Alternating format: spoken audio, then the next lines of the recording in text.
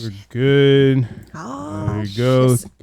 Camera's hot. Mics are hot. And this is episode 237 of the No Hangover Podcast. Make sure you like, subscribe, comment, rate across all platforms. We're on YouTube. We're on Spotify. We're on Apple Podcasts. Check us out on our socials on Instagram at No Hangover Podcast and on TikTok at No_Hangover. Engage with me. Let me know what you like. Let me know what you don't like. If you think I'm the smartest guy in the room or if you think I'm a dumbass, let me know. We got another guest. I was on her podcast, like a month ago now? Yeah. And now she's on mine. Welcome. Hello. Introduce yourself. I'm taking notes. He said what? My name is Jay, Sue Jay, if you really know me. I am from Aspired Podcast. Boom. And yeah, I'm glad to be here. Here we are. The last time was pretty fun. It was went all over the place. I mean, shit. The AI girlfriends and the fucking what else? We talked about a lot of different shit. It was definitely fun, and that was the first time that, I guess not the first time, but like I guess the only time that I've done a podcast that it was like strictly live, and then you're going on, and then I was looking for it a little bit, and then I saw that like a week later you dropped it on YouTube, and it was public to everything. So I went back and watched it, and it was definitely a good time, definitely fun. It was one of my favorite podcasts because I didn't have to like direct you. It was like, let's just talk. Let's just talk shit for an hour. Well, I mean, we're about to do the same thing. My favorite thing. That's what I try to do with this podcast, at least. I mean, we were talking about it a little bit, like, it seems like, and I'm not knocking anybody on how they want to, do what they do, podcasts, talk to people, whatever. I just don't really like the formal shit too much. Like, I know there's a place for it, and I know there's space for it, obviously, but especially nowadays, I just feel like a lot of shit in media, music, entertainment, podcasting, whatever it is, it's just oversaturated. So you just get a lot of the same, like, reuse, reduce, recycle, formula, and it's not a lie. And like, again, no offense to anybody that does that. If it works for you, it works for you. Yeah. But I don't feel like that really works for me most of the time. It doesn't work for me. It's funny. I'll be people are like, if you have a set of questions for me, can you please? And I said, set of questions? Shit, this is on the fly, baby. Yeah, no, I tell people I do my best work when I do a little research on you if I don't know you, but at the end of the day, like I get to know you. It's authentic. Right. It's not. It's like a genuine conversation. That's the whole point. Real talk. Right. Not, hey, I went through a list. You already know the questions. You practice. Who practices an interview? I mean, shit. Not me. I know like PR people with like celebrities and stuff like that is like, hey, you can only ask this set of questions and this, but then again, like you can kind of see or like feel like that it's not very genuine, I guess. Mm-hmm. And like I get it, at that level, like you have a brand that you need to protect and things like that. So I've been through that. I've dealt with people that have PR people that came to my show. Damn, really? Yeah. Oh shit. And no, it's not like. And I'm like, so can you please edit this? No, I've said no because certain things, like, then why do you want to be on my show? Right. You know, like it's okay to say no. I don't need everyone on my show because I may not be the perfect fit and you may not be a perfect fit, but I'll edit. Like I will, if you say this is off limits, I won't touch it. Yeah. That's the only, but honey, you coming on my show, expect a question. Right. I think the same thing that, as us as hosts need to, prepare and know who we're having on our show. Mm-hmm. I feel like the same with the person who's having on. They need to know what kind of show they're going on and what they're getting themselves into. A lot of times with the people I've dealt with, PR people, you're asking me to come on most times. I don't even, some of the people I didn't know. I didn't know, but some of them have worked out amazing, and I'm like, okay, cool. What kind of PR people? Can I ask who it was that they have PR people? Like that shit is. I had this author. I'm not even gonna say names because her PR people were tough. But I had this author on. She has a big following. She has she has management, PR. Damn. Because she also has like a nonprofit. She does a lot of work. And these people were strict. And I'm like, so do you want to come on? Like, I don't know. I'm not willing to, I don't feel like you're selling out, but I'm not willing to change my whole format of my show to fit anyone. To accommodate, yeah. Because at the end of the day, you don't have to do it. But if I really care and, I'll work with you, it's not something that I'm just going to bend over backwards. Right. And there's also like I was talking about oversaturation. There's like a million podcasts now. So find one that fits what you're trying to do or what, accomplish. Right. And then go on there. Like, yeah, I mean, like I said, I feel like both parties need to know what's going on, who they're having on, what show you're going on. Because again, PR probably would not work for me. If I had to deal with a PR team, like, listen, like, I say shit and fuck a lot. Like, I don't know if that's necessary. I mean, but you know what's funny on that episode? I think I probably did curse. Like, I don't curse a lot, but when I do, it's just like flows. Yeah. It's so much. No, that's once. Something that I have to. I guess not necessarily have to, but I have been told by certain people is like, yeah, you might want to watch, obviously, like, it's not just gonna like stop all completely. Know your audience, I guess. Right. But like, as I get closer to being able to monetize on certain platforms and things like that, I don't necessarily think it's gonna be a giant deal because I've already talked to people who have been monetizing things like that. But it is also something, it is something that I have thought of is like, damn, like, I just dropped like 3 fucks in a row, and like this is just he gave all his fucks away. What the hell, So it's like, damn, like that whole part would just be like beep beep beep. Beep. So it's definitely something that I thought of though. Somebody asked me, some random person that I didn't know this network, but I know people that are a part of networks that then you have to kind of deal with like rules and regulations, and they're like, oh, I saw your show. I'd like you to be on our network, certain things have to be adjusted. No. I do want to eventually have this monetize it and make it a career, do more things with it, but not if I have to censor exactly who I am. They were like, well, maybe you should change your name, my personal name. Like, have like a fucking alias? Like, no. Jay's already close enough to an alias. Like, what do you mean? Change my name? Like, okay, so I won't be Aspire Jay. Who the hell will I be? Like, that's who I am. Well, I think that's when, like, people are trying to, like, just take over a show completely and like, have their hands over it. It's like, well, no, I've been working on this, so I've kind of built this up to, like, what it is. Like, if you want to work with me, that's one thing, but I'm not just going to, like, hand it over to you and, like, let you do what you want with it. Like, so I'm just going to be this robot that asks funny questions. But even then, like, if somebody were to come to me with that and it's like, I'll do that for you, but we're not going to do it as No Hangover. I'll be that spokesperson. I'll be whatever, talking head you need me to be, but like not on my platform that I've already built. I've been doing it for a while. Like you said, kind of not, selling out or whatever. I just, No Hangover. This is it. Right. No, I can't imagine No Hangover without you saying fuck like 4 times. Like, or like you give like, we talked about this on my show. Like you get called nonchalant. I just call it chill. Like he's just chill. Like that's what I'm doing, chilling. That's kind of what I try to. You're here. This is your show. Why aren't you chilling? Yeah. Yeah. I when I first started this, I had a co-host and I was just like, I think I felt more rigid, like more okay. I gotta be careful not to overspeak, not to this, not to. Now that I'm doing it alone, it's like freedom. It is. I mean, like I was saying this before, it is a little bit more work, but I think overall, it's once you get your own formula down and get a process of how from recording to uploading to editing to to all that thing, it gets pretty simple, but. Yeah, having somebody else, I think there's pros and cons to it because then if there's certain things that I'm just not very, just don't know much about or not really my thing, then you can kind of like pass the reins off a little bit and kind of, be more of just a comment opinion person or whatever the fuck and just kind of fill in there. I'm outspoken. Like I'm not one that's going to be like, I ain't even that cute to be pretty. You know what I'm saying? Like, like I'm not that. I've never been that. I've never been the girl.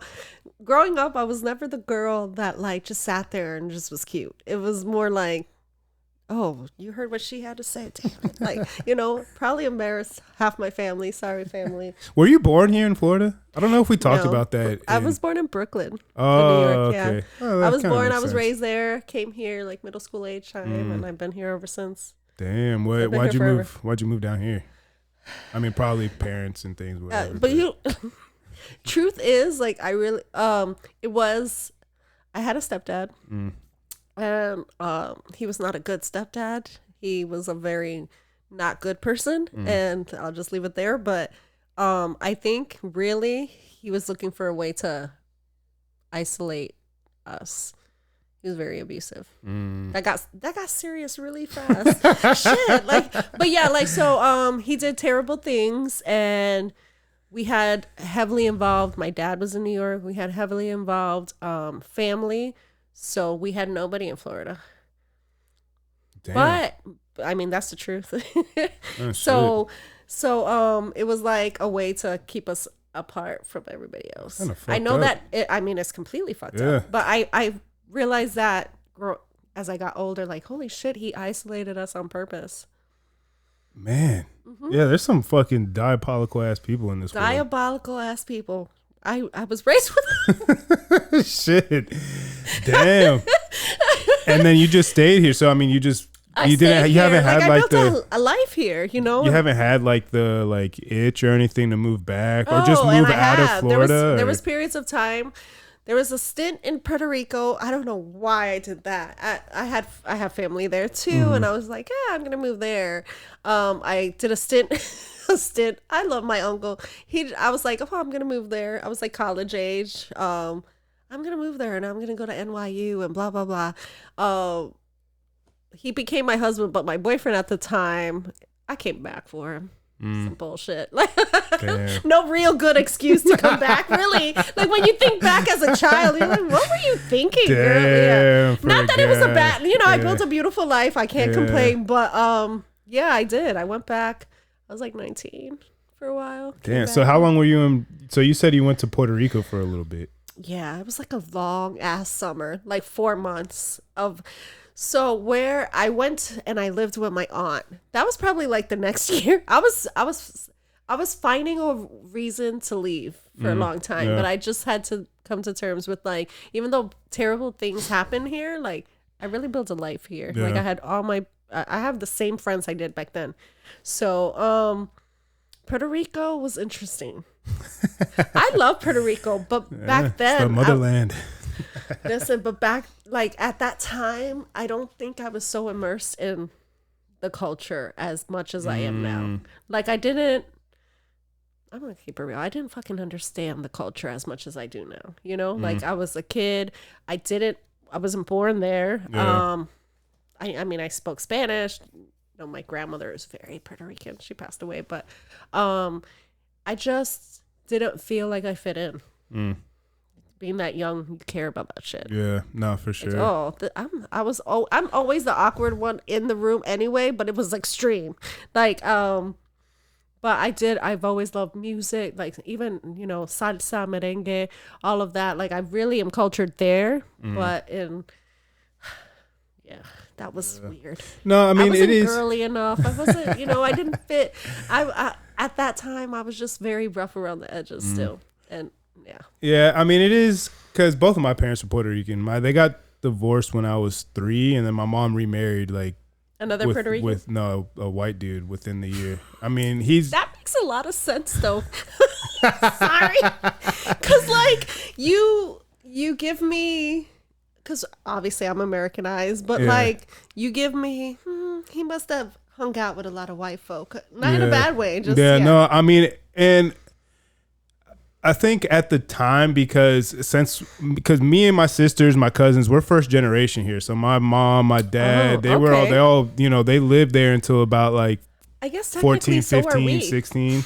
So me and my sisters, my cousins, all that, we're first generation here. And a lot of what I heard, what we heard, and what kind of stuck with me for a while, and then I just kind of like got over it, is that, well, you're not Puerto Rican, you're of Puerto Rican descent, you're American, you're this, and so there was kind of that, like, oof, I'm glad you're mentioning so this. I'm like, all right, well, and with certain people in my family, I'm not gonna say anybody, I don't really think they watch, but who cares? But it was kind of like they don't necessarily like Americans or white people and things like that, and then me hearing that, well, I'm not Puerto Rican, I'm American, I'm like, all right, well, like, they don't like me. Well, not necessarily they don't like me, but it's like, well, you're telling me that I'm not this and that I'm this, but then I see what you're doing. So like, it kind of, that was the first instance that I really remember of people like moving the goalposts for certain things. And like, obviously it was in my favor in a sense because, you know, that's family and, you know, they love me and whatever, but also just like,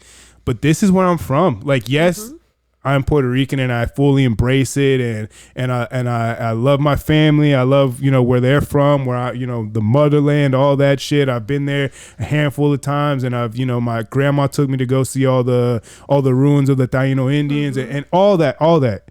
But like, this is my home for me. Like, this is the U.S., Florida, this is my home for me. So like hearing people like, oh, well, you know, talking shit or say, especially, you know, more recently with, you know, all the political stuff and this, that, and the third and blah, blah, blah, blah. It's just like, listen, I'm not saying this, you know, perfect, but like, show me a place in the world that is perfect. None. One, and then show me a place that is like head and shoulders better than the United States. I'm not saying that it doesn't come with its own baggage and its own shit, but like, there is not too many places in the world that offers the type of opportunities that this country does, regardless of what you think about it. Exactly. When I was in Puerto Rico, when I swear, I went over there with the intention I'm just going to fully embrace this. It made me realize how divided Americans and Puerto Ricans are, and that I wasn't ready to feel and be divided. So I didn't fit in, but it wasn't only just because I wasn't born there. It was a lot of like, okay, you're from out there. What do you know? Yeah. Right. So I didn't feel embraced by my people at the time, but I wasn't embracing either. So I realized there's a lot of colorism. I realized there's a lot of just a genuine. This is like 20 years ago too. So at the time I was just like, I don't fit in because I don't belong here. They don't think I belong here. Yeah. I'm predominantly Puerto Rican, but I have, my dad's from Spain. My mom has part. I say predominantly because I was raised fully Puerto Rican. Have you ever did a 23andMe or anything? I haven't, but I do know that there's a little Irish in me. Very little. My mom, but she doesn't embrace that either. And so it was just, growing up was very confusing because yes, we are Puerto Rican and proud and blah blah blah. And I guess if technically I'm first generation, my mom was born in Puerto Rico, came here, then had all of us, and my birth father is from Spain. Technically he's not even Puerto Rican, but the guy that adopted me, that's my sibling's dad, he's Puerto Rican. And he passed away, but very proud too. Born and raised in Ponce, and you know, so I guess I'm technically first generation here, but we never thought of it like that. Yeah, I mean, and I didn't really was either. Born here. Yeah, I didn't really think about it much either, and I think, well, the moment that really stood out to me is that for like when I was younger, for like a few summers, me, my older sister, and one of my cousins, the one that's right underneath me on my mom's side, we would go over to my grandparents' house for the summer, and they would do summer camp over there, blah, blah. So like one day my grandfather took us to Home Depot for whatever reason. He had to go, so he took us with him. And I don't necessarily remember like what time like what year or whatever, but it was either like just around what's it called, September 11th, or like there was some type of like Memorial Day or 4th of July or something like that, some because they were giving out American flags.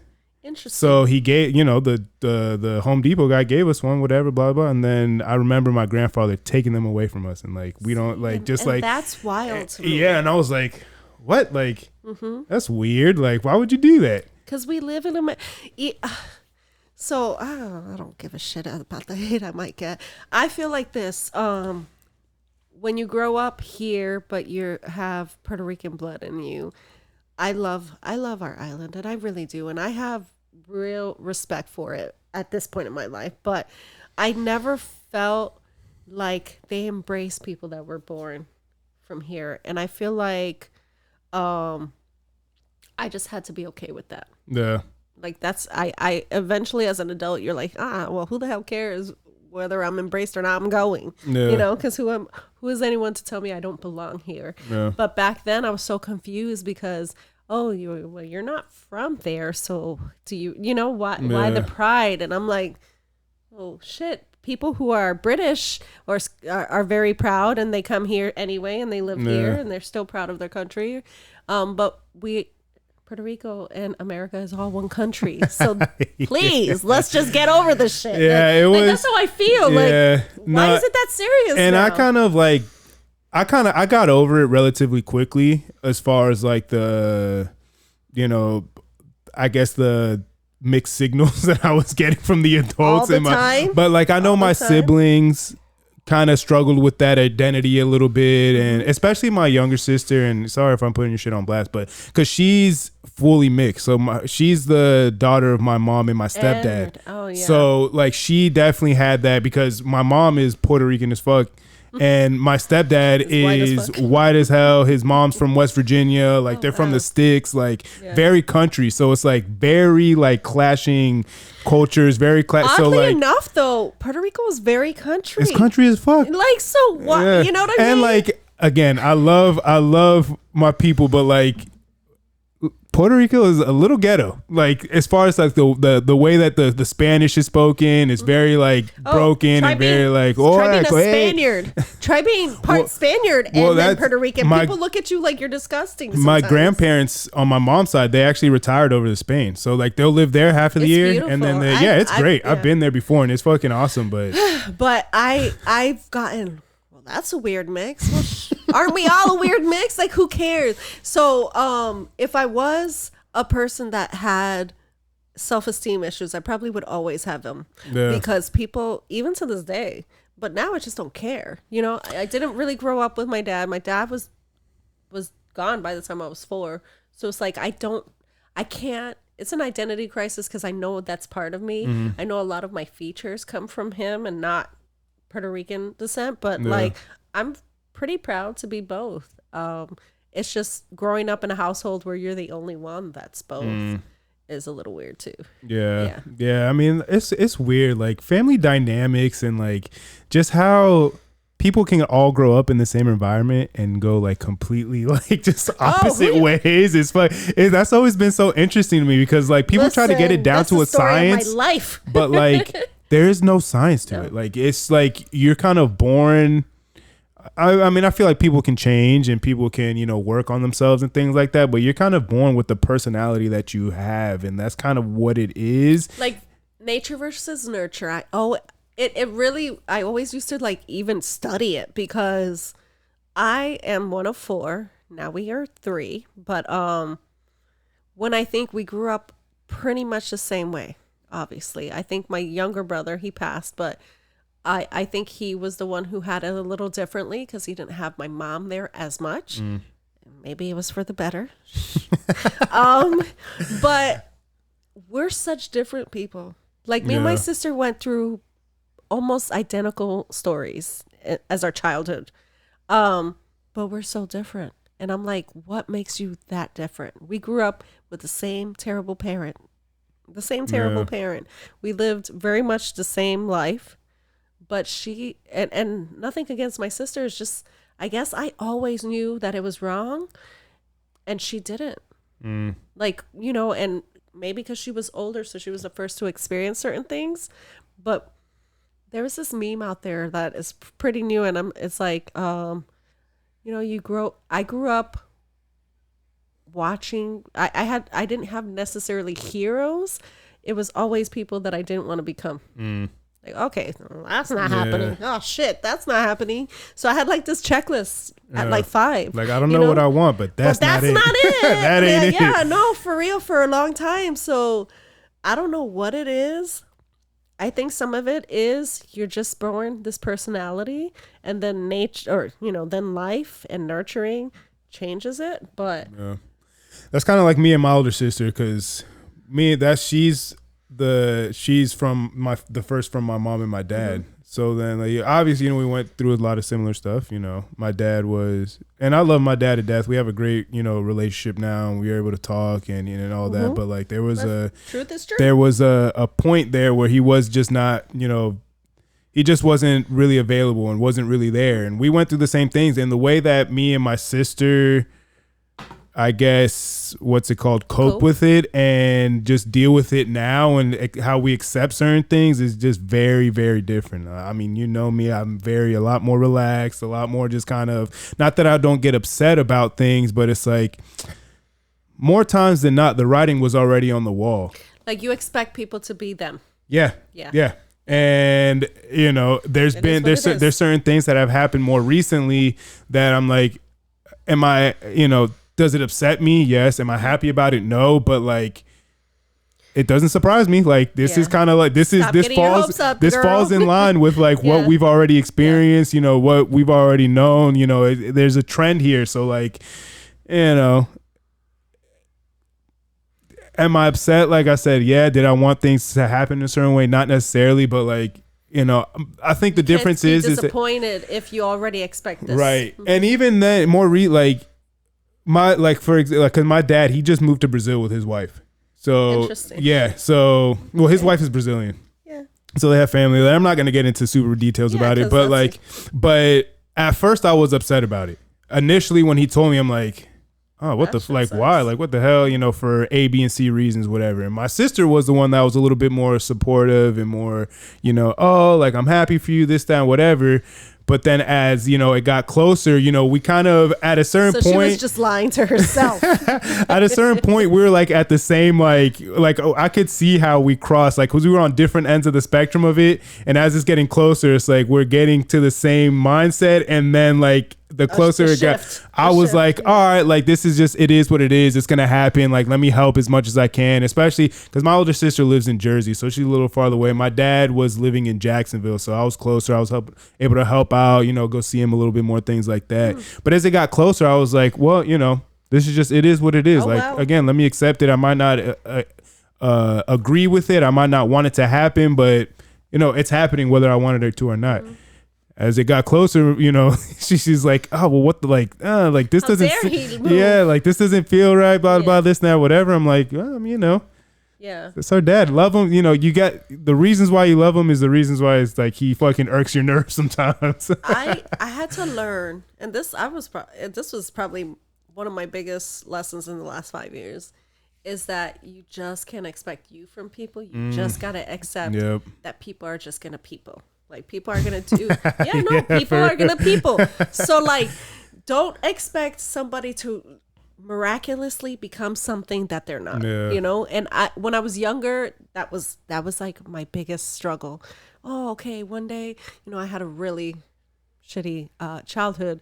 So one day, my mom is just gonna become this beautiful person that loves us, and that was like I don't want to say it was a stupid dream, but it was like I was selling myself dreams so that it was like a hope, right? So it kept me real faithful. It kept me very like, you know what? I'm going to believe in my mom no matter what. Like I had her back for many years when I'm like thinking back, what the hell was I thinking? I mean, it's a level of ignorance. I mean, you're young and you kind of... It's not ignorance. I truly knew who the hell she was when I was a child. So it was just delusion. Straight up. Like, I was a freaking crazy. Which I hate to say, I mean, because... Sometimes we live in delusion.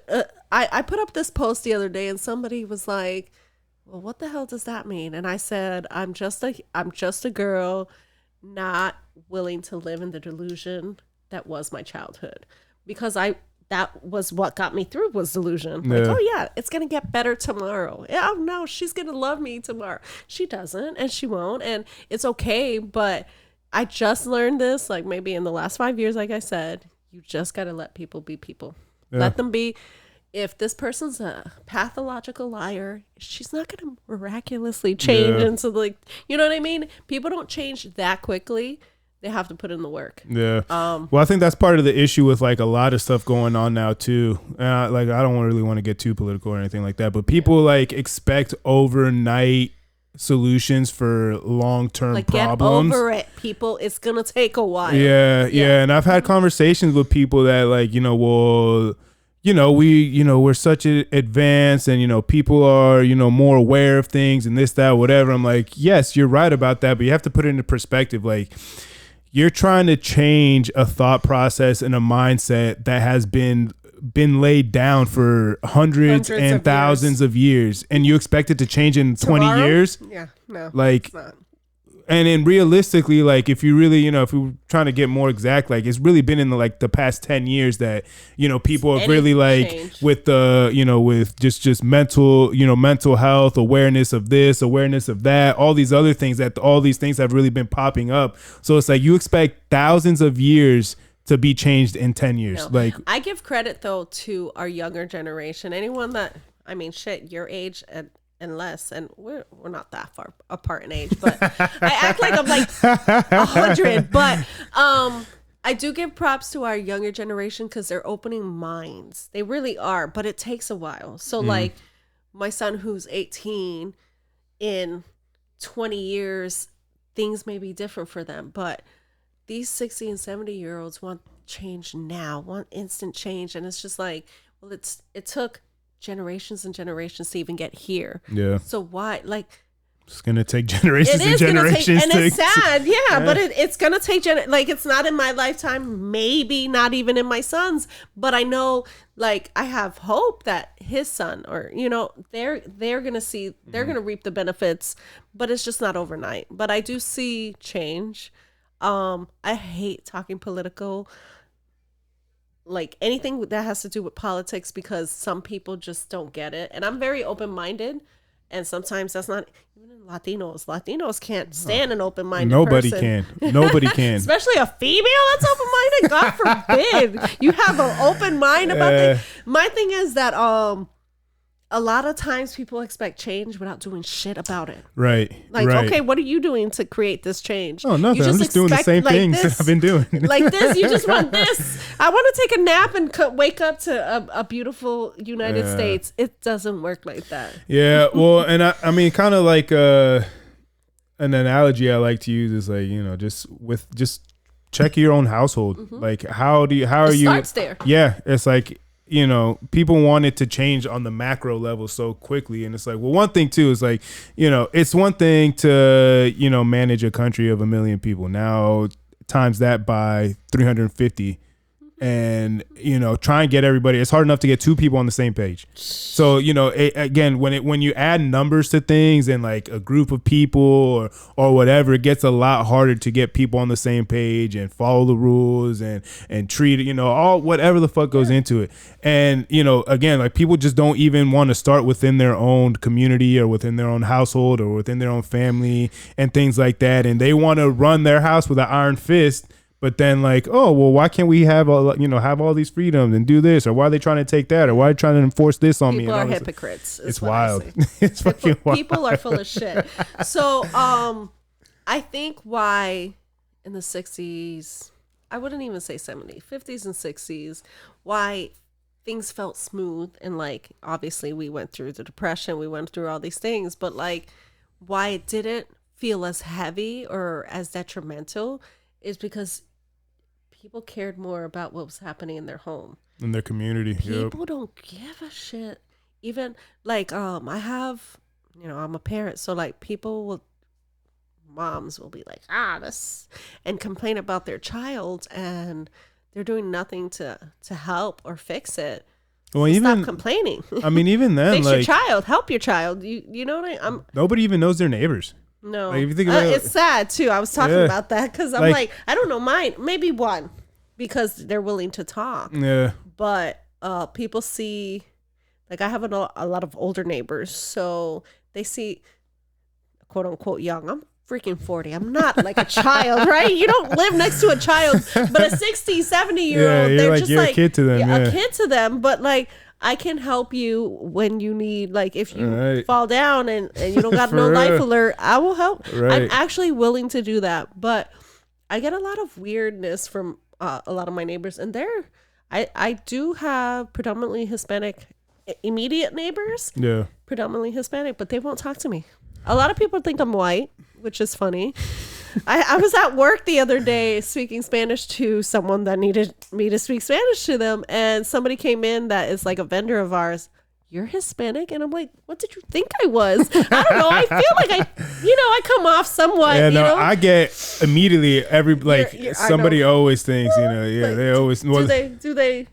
when I first moved here, I had hair like down to my knees, and people would do like Indian woo woo at me. So listen, I grew thick ass skin. I moved here in '95, and when nobody looked like me. I was born in '94. Cheers, you son of a! But I was a kid. I can't stand you. So you were a whole 1 year old. Had to throw that out there. I thought I liked him, so I came here, but I don't know. No, I know we're 9 years apart. It's okay. I have no shame in my age. I don't care. But you shouldn't. It's just definitely never. I've never given a shit. Like either I'm 40, 50. I don't care. But yeah, people would like. They thought I was Indian, like from India. Not even. Damn, really? From India. I've gotten. I mean, most people think I'm Spanish, like, and they'll automatically assume, which is a safe assumption. But I've gotten Indian. I've gotten Middle Eastern. I've gotten mixed. Too. Somebody thought I was just full black. And I'm like, I don't really feel like I have any. I don't take any offense to anything that I get. Either.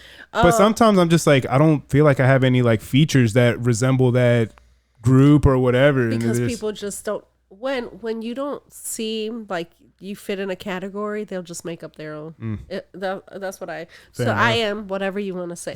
I don't get offended. People were like, "Oh my gosh, Indian," and I'm like, "Well, why is that offensive? Like, I don't care." Yeah. I grew up in Brooklyn, New York, so especially in the 80s and early 90s that I lived there, I didn't even realize there were different races. No. Like maybe that sounds ignorant, but no, because my best friend was from India, like, but she was like really pale skinned, had really dark hair. I guess I just didn't realize, oh, people are from different places. Yeah. Like I didn't think like that until I came here, and then it was very evident that I wasn't from here. Yeah. Like when, so it wasn't, I don't feel like I was bullied. It was more like they didn't know what to do with me. Yeah, they're confused. And I didn't care. Like I didn't care. And especially because my family very much looks Hispanic. Like I mean, I would say most of my family is darker than I am. My older brother has the hazel eyes, but most of them have dark, like black curly hair, and I have straight hair. Like certain differences, but so they were like, "Who's that girl?" I don't know.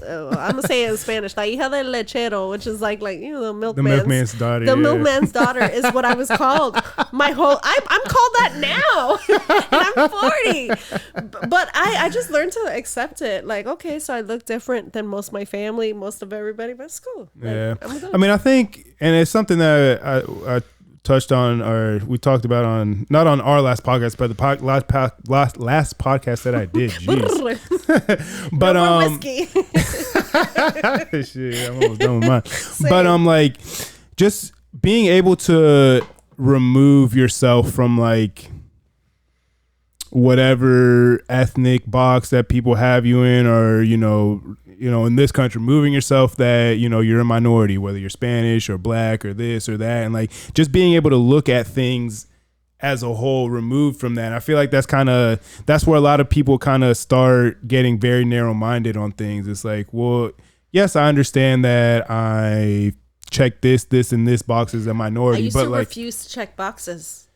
I moved here and I was like, do not wish to answer. I'm like, you know what? I am all of these. I always acknowledged it, but I never wore it as like a badge of honor. Like I said, like I was saying, like I'm proud of who I am, where my family's from, all these other things, but I never like took so much pride in it that it was gonna like, I don't know, just like it's just serious. Like it's not that deep. Like again, like I'm proud of it. Like I'm not gonna deny it, but like, am I gonna like, this is who I am, this is my whole identity with anything, like take away the race, but just with anything, like I just don't let any one thing define me, because I feel like people get super like caught up. And I was actually having a talk with somebody very close to me, probably like back in April, that I guess they were having trouble with like, well, who am I? Like, I have people, this, I feel like this or whatever. And my answer to it was like, you're a culmination of all that up until this point. Like, you are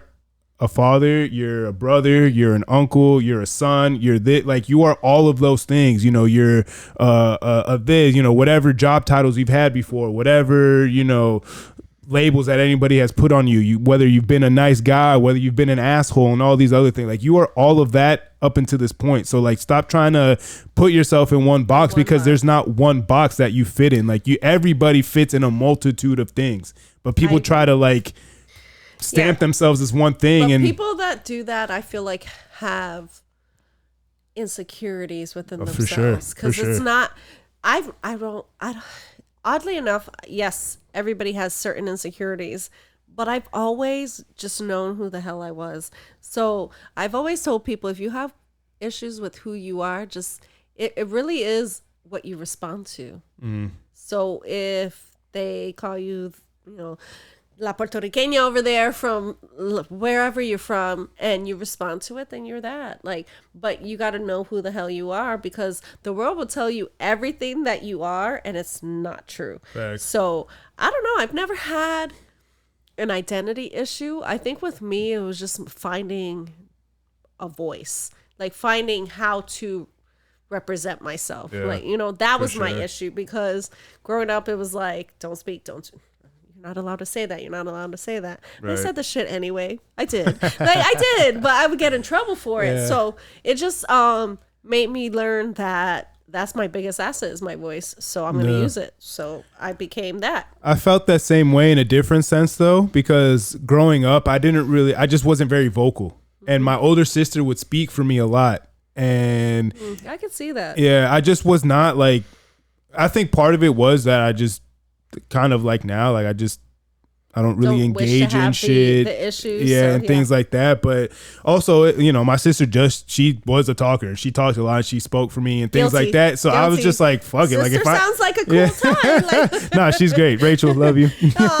But like, I just didn't really think much. One, because it's like, bet, like I don't have to say anything. I could just chill and whatever. But like, as I started getting older, I'm like, fuck, like, well, she's not always going to be there. So I need to start figuring out like how I'm going to express myself, and, you know, how I'm going to deal with certain situations. And, you know, when things come up, like, you know, when is it the right time to say certain things? When is it time to kind of just chill and not say things at all?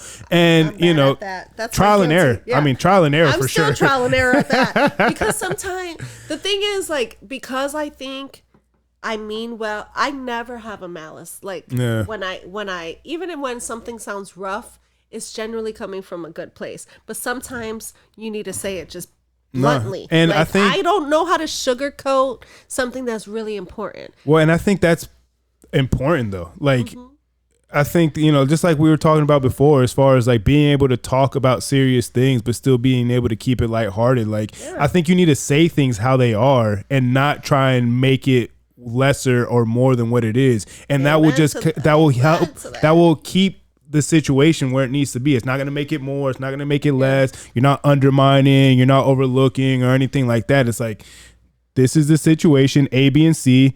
This is, you know, whatever solution or how we're going to figure out how we're going to resolve it. Like, all right, you know, you did bad, or, you know, resolve it however it needs to be resolved, and then move on from it. Like I think people try to, again, like you were saying, sugarcoat things or blow things up more than what it is, because are what they are. And I agree with you. I agree with you. I think sometimes people misconstrue me because I can be just a straight shooter. Like, if you really know me, you don't get offended by anything I say, because nothing I say is to offend. Yeah. Even when I'm pissed. Like, I could be pissed, but I said what I said and I meant what I said. You know what I mean? Yeah. Like, I could be mad at you, still love the shit out of you, but hey, you did this wrong.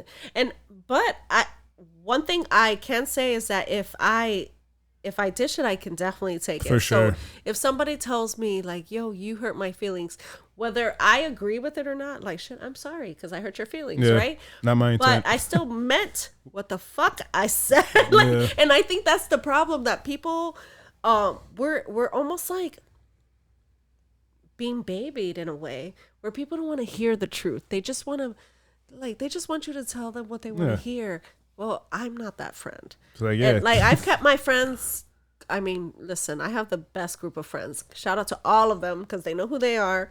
30 years, you know what I'm saying? Like, since I've been here, I've kept friends like that length. But it's not because I lie to my friends. I will not lie to you. But I also know my audience. I've learned that in my 40 years that okay, maybe I can't say this right now to her because she's not going to take it for what it is. Right. So I'm going to wait and I'm going to hold on. Not that I'm not going to tell you, but I'm going to hold that off because this is a little more delicate, or she's not going to take it for that. I think one thing too is also just kind of for me, and I don't know if I think it's more just for my conscience more than anything, is that I try to preface things. It's like, listen, I'm not saying this to hurt your feelings. I need to do better. Like, but I'm just saying this because this is, either this is the truth or this is how I see it, or this is how I'm viewing it. Like, and if I'm not God, if I'm wrong, let me know and let's talk about it. But yada yada yada, I'll say what I need to say. And for me, at least, it's like, well, I told you that I wasn't trying to say this with malice, or I wasn't trying to say this to hurt your feelings, or I wasn't saying this with any other intent than just to, this is the situation, this is how I view it, this is how I see it. Help me understand if I'm wrong, and if I'm not wrong, you're gonna let me. You're gonna know. Your reaction is gonna let me know that I'm not wrong, and I'm like, all right, well, you do what you want with that thing. So, like, I gotta do better at prefacing things, but I also feel like when you're friends with people, or even like whatever situation, if they know you well enough, and I feel like with me, pay attention, because it's like what it is what you see is what you get. Whether I'm on a mic or, off, I really am the same person. Is pay attention, because you should know me well enough to know that nothing I say is coming from a bad place. It's got to be a two-way street too. Yeah, of course. People got to understand you. You got to understand the other person and shit like that. To keep pushing to be understood, and I'm very understanding, sucks. That feeling sucks of like always over-explaining. Yeah. I'm at the point in my life where over-explaining myself isn't happening. Like, if you took me wrong, and in the moment, you're allowed to feel your feelings, and if you misunderstood or took it from a bad place, then you're allowed in that moment. But if you're sitting on it and you don't think, problem. Hey, that's a you problem, not a me problem. If like 5 days later you're like, you know what, Jay's not like that. Like, she would never intentionally hurt my feelings. And I wouldn't, like, to anyone. But even to that point, like, even if you've said that to yourself and you still like, damn, but it just like something of, then just talk to me. Right. It's literally that simple. Open communication is so easy. And I am not a monster. So in the last couple of weeks, there was one situation where I said something. I meant it in the sense of like, I hear this about what is said about me and you in terms of the friendship. And I said it kind of jokingly, basically that people don't understand how we mesh, me and this person, and not in a bad way. They just like, wow, this is not your normal or this person's normal. I'm not going to say names because they're still butthurt. Don't put it in a clip. Hey, listen, what Opus Clip spits out for me is what I put out. Listen, I don't care. I'm just joking. But truly, so like, in the moment, we were in a great, like, having fun situation, and then it just changed. So when I said it, I was almost making fun of myself. Like, I'm not anyone's normal type of friend. And it's said quite often about me, like, I'm not the norm. I don't give a shit to be the norm. I don't care. So, but I said it kind of jokingly, and they took it offensively as if I was saying that they're not good enough for me. And it was kind of vice versa. When people have said this, they said it about me, not them. So I said it jokingly, but they didn't take it as a joke. And I'm one of those people, when people say things about me that I know aren't true, I'm going to make a joke about it because I don't care. I don't take myself that seriously. They do. I'm going to get in trouble. But they do. They take themselves a little too seriously, or I think they're very insecure with things that have happened to them. But I'm not that. So I don't care. I said it. It was an instant by Buzzkill. Like, they were done with me. So I was like, how are you offended? I'm joking about something about myself. But to this day, I feel like this person, if they knew me well enough, they would know that it wasn't for malice intent. So sorry, but I still meant what I said. Like, people do think that I am not the norm. I don't know what the norm is, but I mean, at this point, fuck, is there a norm? Is there? And the thing is, do you want to be a part of that list? For no. real. So yeah, I may not be the stereotypical Latina. I may not be the stereotypical woman. I may not be, but I don't care. So I was mainly, this person was like, oh, I don't know why we're even around each other. Like, we're like night and day. And I'm like, but that's what I like. Sometimes opposites are a great thing. Right. Well, I like to learn from people. I don't want the same people. Well, I think me. Part of the issue is, especially in today, is that it's so easy anymore. I might ask for another. I said one drink. But you know what? Life. We are not sponsored by Jack.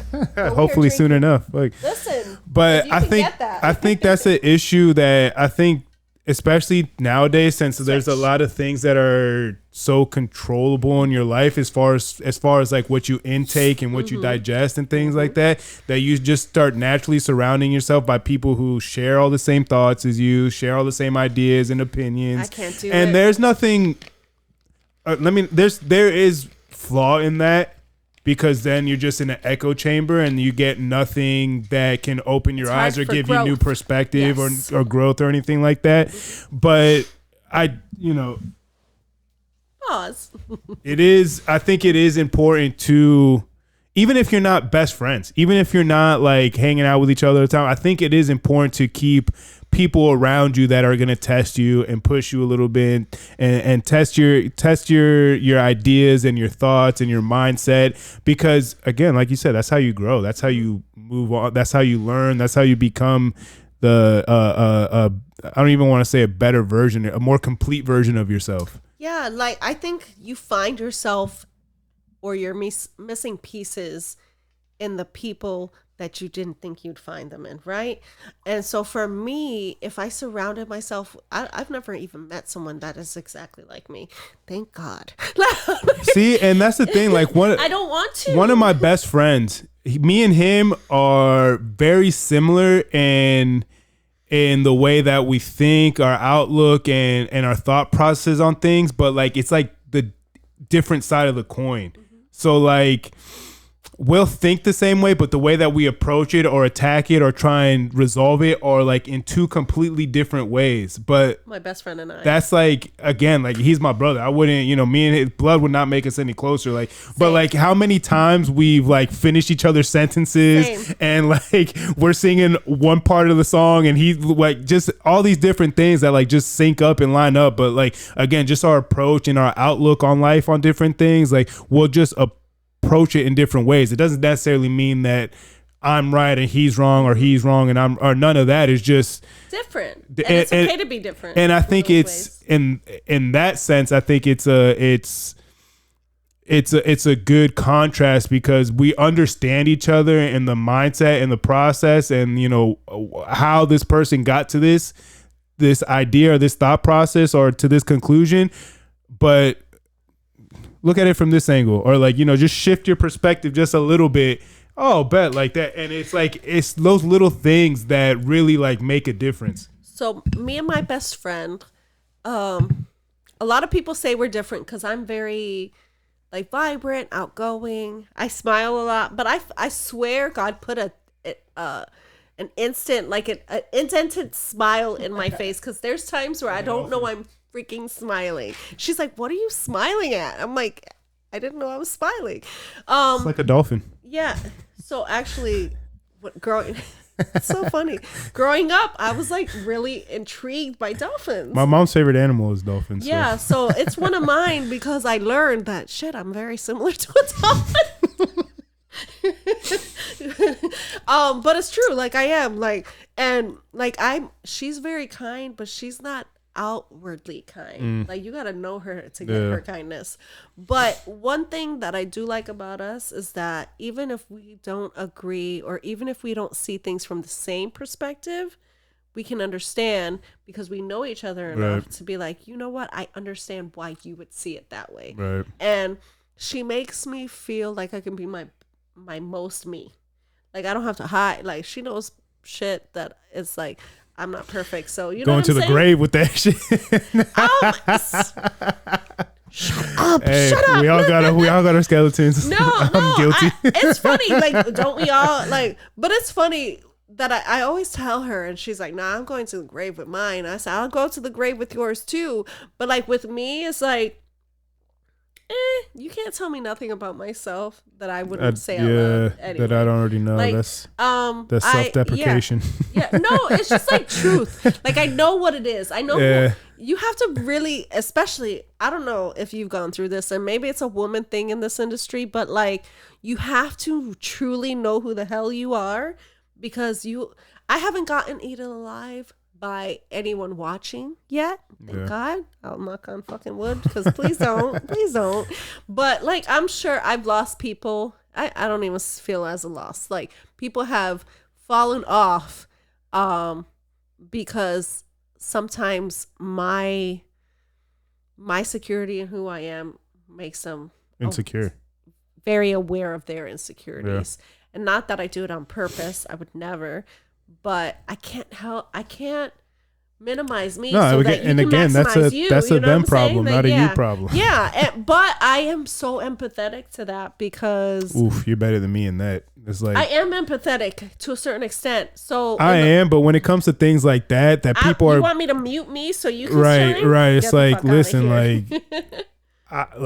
Yeah. Sorry, you have your issues. Like maybe this is how I dealt with Here's mine. My therapist. Yeah, well, I'm my own therapist. No, but like, so I don't have a therapist currently, but I've gone through therapy. No, I think therapy is important. Like a lot of my family has gone through it, and it's something that I would like to do. I just don't necessarily, and I guess I probably sound like a fucking like everybody else, but I don't necessarily feel like I need it. I think it would help, and I think I would definitely learn from it.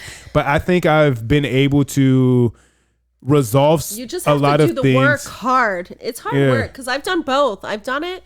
So I want to say like 12, 13 years ago, I actually got like a real therapist. But before that, I was just doing hard work. Like I was really internalizing things that I was doing. I was trying to get over a lot of trauma because I have trauma. Shit, like I think everybody has trauma. Whoever says like I lived a perfect trauma-free life is full of shit. Well, I think it's all relative too. Yeah, I mean, absolutely. But I think everyone has something, right? But my thing is that sometimes my empathy outweighs the work. Like I know that this shit that they're doing is wrong, right? Because I've done the work and I can see what you're doing, but I know that they're not as I will never say healed because nobody's fucking healed. The lie that we tell each other and to ourselves is we don't heal our scars. We learn how to deal with them better. I mean, that shit is healed, but that shit's always going to be there. Yeah, and it's always for you guys that can't see, there's a fucking giant ass scar on my forearm. I'll openly tell you that scar. Why do I have to go so deep sometimes? But like I have scars that remind me of the things that have happened to me. I'm going to leave it there because I'm not going to go that deep. But so I like scars. We deal with scars. We don't heal them, if that makes sense, right? So, but I'm an empathetic person. So I'm like, yo, that was me 10 years ago. I remember the broken little girl that I was. I remember, so sometimes I have to separate that because I get caught up in helping people that don't even help themselves. Yeah, no, I mean, I'm the same way. Like, I'm very understanding, but I also am like get the fuck out of here. You're crazy. Well, not even. I just like, I know in those moments for me, like, yes, a pat on the back and a hug was always nice, but in those moments, I feel like I needed an extra push. I needed someone to tell me, like, yes, this sucks, but like, get the fuck up, like, dust yourself off and like, get the fuck over it. Like, you're gonna be all right. That was my favorite type of people. So my therapist was that. So I had a female therapist that helped me the most. And then I'm pretty spiritual. So I had my pastor's wife. And she was a roughneck, like New Yorker that was like. That's going to tell you how what the fuck is up. Like, yes, I'm going to pray for you, but girl, if you don't get your shit together, but she was like, listen, I'm going to say her name because she was a godsend. Eileen, if you're watching, you were that good. She used to tell me, like, listen, even though you went through some shit, we're not having a pity party today. Right. And I needed that. Like, I'm a person that needs kindness when it's kind, but tough love isn't unkind. Yeah. It's still fucking love, you know? So she used to be like, just listen. If you don't want that life, then don't live that life. Like, it's up to you. And I love people like that because it truly is that simple. Yeah. It really is that simple. Like stuff. It's like you said, it's hard work, but the solutions are truly that simple. Mm-hmm. If you do not want something, stop doing that. Thank you. It really is that. So when she told me that, I was mad at her. Like, who the hell? Short circuiting. Like, what the fuck? My 25-year-old self was like, who the hell does she? And then as soon as I got in my car, I was like, she ain't lying. Damn, it all makes sense. The clouds started clearing up and shit. Damn bitch is right. Like, you know what I mean? But she changed my life. She really did. She taught me to, hey, if a person that's never been through something will never understand what you're going through, no matter what it is. They can empathize. They can be there for you. Right. They can even pat you in the back, like you say. But understanding takes someone to actually process the same way you did or go through the same situation. Yeah. There's no way. I think... There's no way, yeah. I think having somebody there for you is more important than having someone that understands. And in the sense of, like... I think it's a luxury to have somebody there to understand that is like, oh, I know what you've been through. I've been through it myself. But like just having somebody that is willing to like try, like at least try and like help you out and things like that, I think it's a lot more uplifting for me in the sense because it's like, I agree with you 1,000,000%. Because it's like, listen, like I don't need you to understand what I've been through, like whatever. I'm sure there's people that have gone through a lot worse, on the spectrum, but it's the fact that you're here, giving me a pat on the back, lifting me up, whatever, like that for me personally, that gives me enough to like, all right, bet. Same. Like you don't need to understand, but the fact that you're here with me, like dealing with my suffering and like dealing with, because when I get in those type of moods, like I realized pretty early on that it's like, damn, like I really like this is heavy, and I know I can bring the mood of a room down if I'm not in the right headspace. Sure. And like anybody can do that though. I used to be, and I still sometimes it lingers, the person that, because I'm my natural mood or my natural like just like aura is very happy. Like even though like if I told you most of my story is a very sad story, I just always wake up like today's a new day. Right. I don't know where it comes. I don't know where it comes from because I grew up around very negative people. Even my dad, who was a sweetheart, who was one of the kindest souls I ever met in my life, probably the kindest, and gentle, was a very depressed person. So I grew up around a lot of negativity, but I was just that little girl that was like, hey, like for anything, like this is going to sound heavy, but okay, my stepdad was molesting me in the room. Put on the show for that. I don't know where it came from. I truly don't. Like, I was just a very happy person despite the shit. But I have realized that it's okay that I'm not the happiest person in the room. Yeah. Because that was tough for me. And I went through cancer a few years ago. I went through shit, and I was just very quiet. And people are like, where's Jay? Like, where's she? Like, are you good? Like, and I was just very quiet because I used to think that if I wasn't the happiest person in the room, I shouldn't be in the fucking room. And that was really weird because you go through cancer. It's not like an instant fix, right? So it was 3 years ago yesterday that I had surgery that helped remove the cancer. But it wasn't until then, like after the surgery, that I was like, yo, so I'm not going to be in the room ever?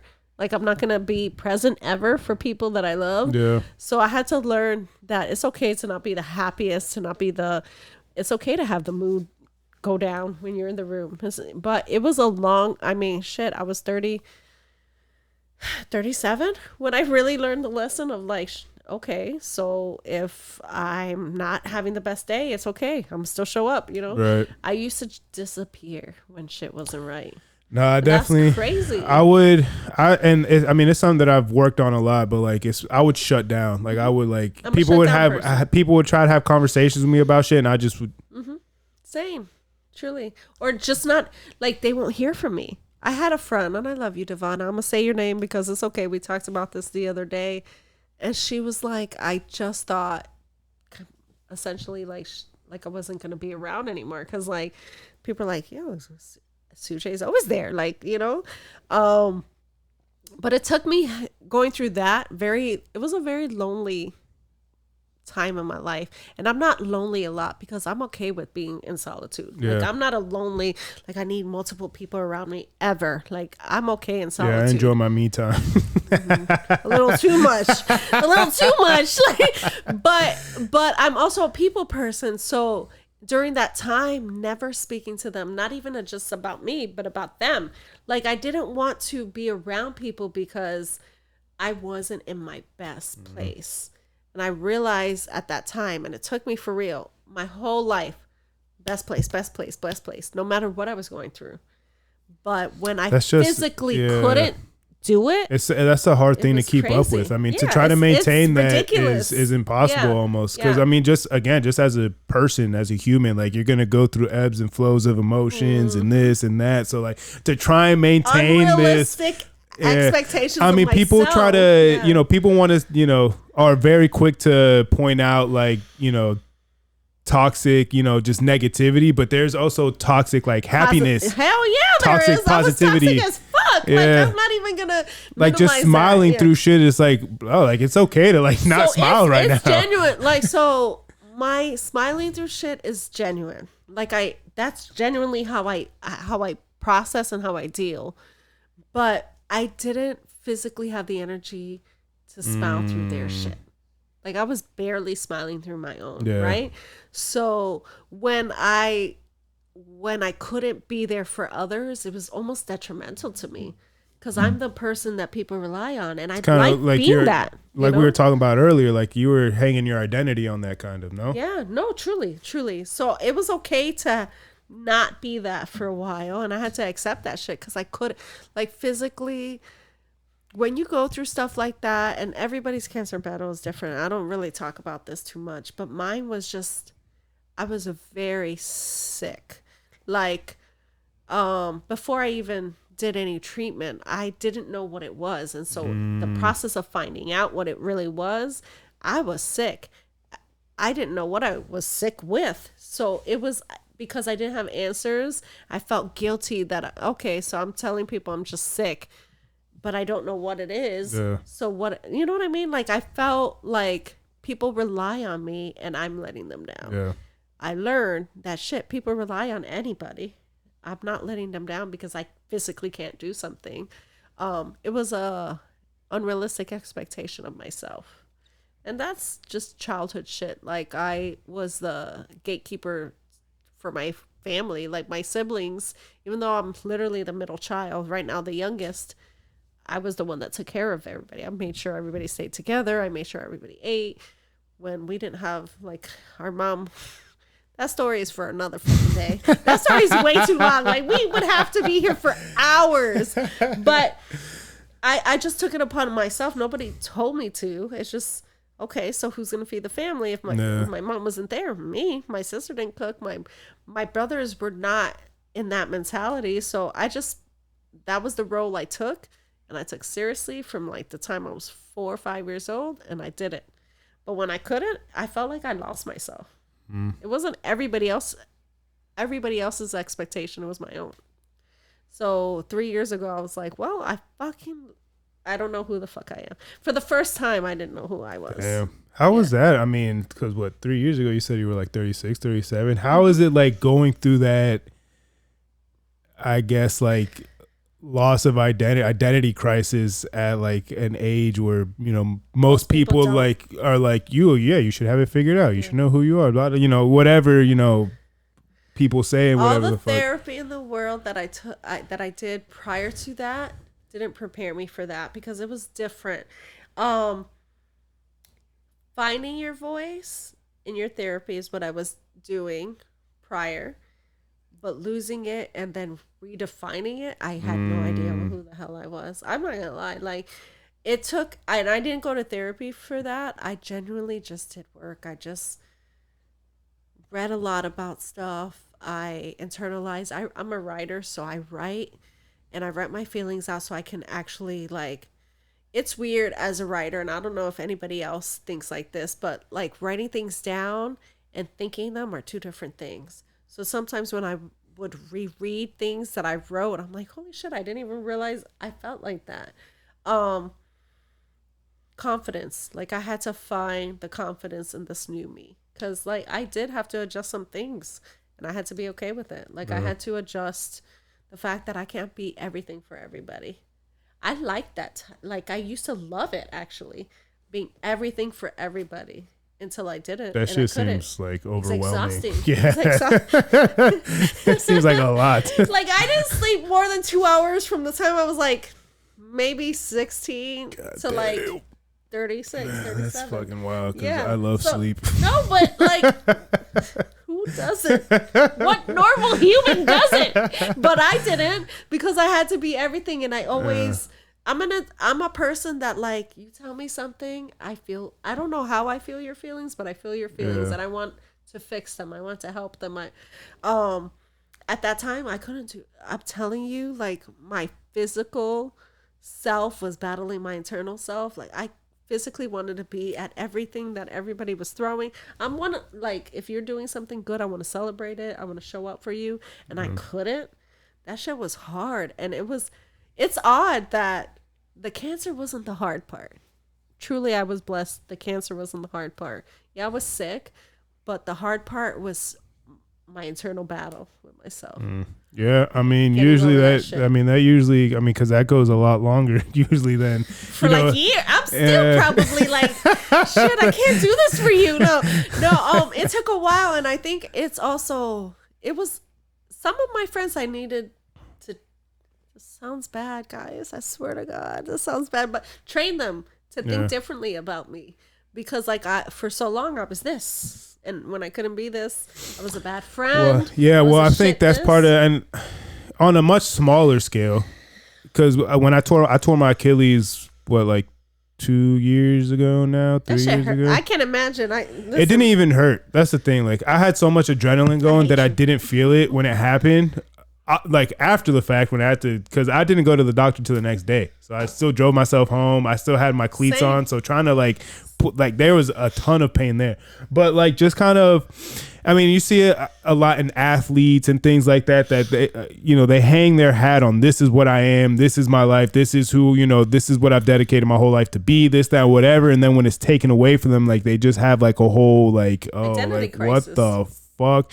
But I feel like that was something for me that made me realize it, but I never really had like a real issue with it, because my whole life I've always been the athletic one. I've always been able to run and do this and play sports and do that. And after I tore my Achilles, like, even to this day, like, the mental battle is what I'm fighting more than the actual, because I'm as healed as I'm gonna be. There's no more, like, there's no more PT that I could do. There's no more this that I could do. I could still build strength in it, but like, I'm as healed as I'm gonna be. Now, just to go play a pickup game of basketball, or even because I tore it playing flag football. I haven't even been on a football field since then. And it's more of a mental thing, because it's like, it happened because I just pushed off my foot, non-contact, heard a pop, and that was a wrap. So it's not like I even have the crutch to lean on. It's like, well, yeah, somebody pushed me, or I had somebody else weight, or it was contact. Like, it was non-contact. So like, the mental aspect of getting over something past the physical wounds and the physical pain is usually the harder part than actually going through it, because it's like, yeah, well, your body's gonna heal, you go through whatever you got to go through, whatever surgeries, whatever treatments. Afterwards, it's like, well, how do I get myself back to where I was prior to this? So I tell people because I know exactly what you mean, but truly your brain is a beautiful thing, but it's also the hardest thing. It's your worst enemy sometimes. It's your literal worst enemy. Your heart is beautiful, and it can tell you that it can run 70 miles in 3 minutes. Like, yes, your heart will believe in you, but your brain is like, what the hell do you think you're doing? Yeah. Who do you think you are? Yeah. Oh no. And my heart thinks I am that person. I am that woman. Right. But my brain's like, girl, think again. Sit your ass down. You know what I mean? I had.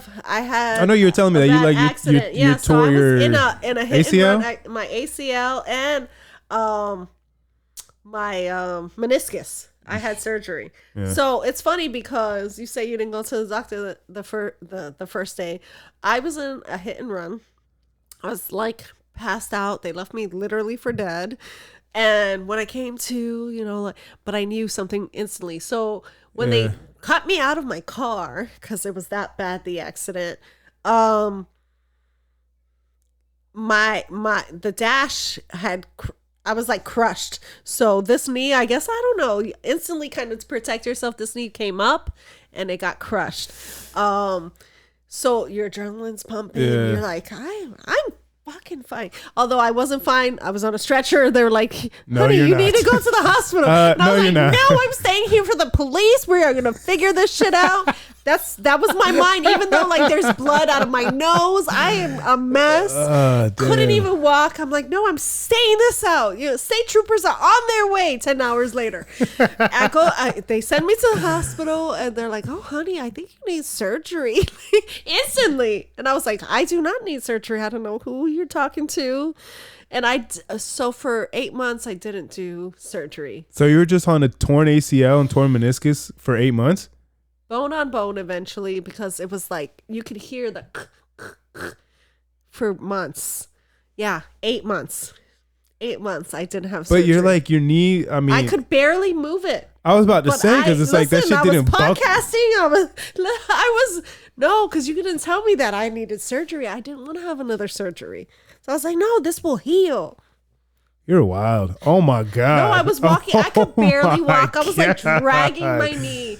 And then when I finally was like, okay, I'm open to having surgery, they're like, okay, well, we need you to at least try PT, insurance shit, So I tried PT for like 2 months, and I was like, okay, this is hurting way more than it was hurting before, because they make you do things that you shouldn't be doing. So yeah, I eventually had surgery, but and then that surgery, that's a whole nother 6 months to even sort of walk okay. Yeah. And that was, I had surgery on that shit. Yeah, November. Actually, a couple days before Thanksgiving of last year. But it's crazy what your limbs, when they aren't working, will do. Mind over matter. God damn. No, I was going to work, and then they're like, okay, you need a couple weeks off of work, like after surgery. Yeah. I was there 3 days later, like a psycho, in my crutches, and then my foot swelled to the size of probably my head. Like it was, and at my job, they're like, to go home. I'm fine. What are you talking about? Yeah, because that's what I'm always fine. So I'm like, I'm good. I could work, and I couldn't. Like for a while, I just really couldn't. Damn, that's fucking insane. Yeah, my meniscus was torn laterally, so it was completely gone. The middle of my knee there was no like cushion. Nothing. There was nothing. It was ripped completely, and I'm over here like. I was going upstairs.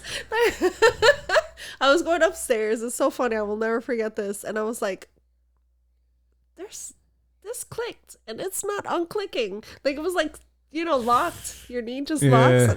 Trying to go upstairs to the second floor of somebody's house. I was like, okay, so I'm not doing that anymore. But yeah.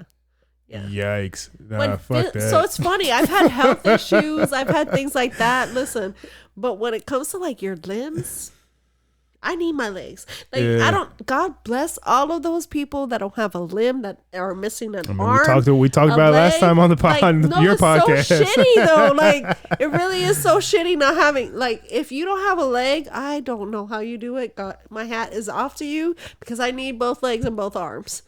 That shit. Hey, kudos to you, because I mean, like I said, that was my first major injury, so I kind of knew immediately, like, I didn't know, but I'm like, yeah, this is wrong. Yeah. This shouldn't feel that way. Yeah, it's like, this is not, because I try to get up and I walked. I'm like, whoo, yeah, this is not happening. But, I guess. My pain tolerance. I don't know when you have I told I think it was my best friend. I was like, I swear, because she's like, girl, I had a minor heart attack at 17. I haven't actually never told anybody that publicly, but yeah, I did.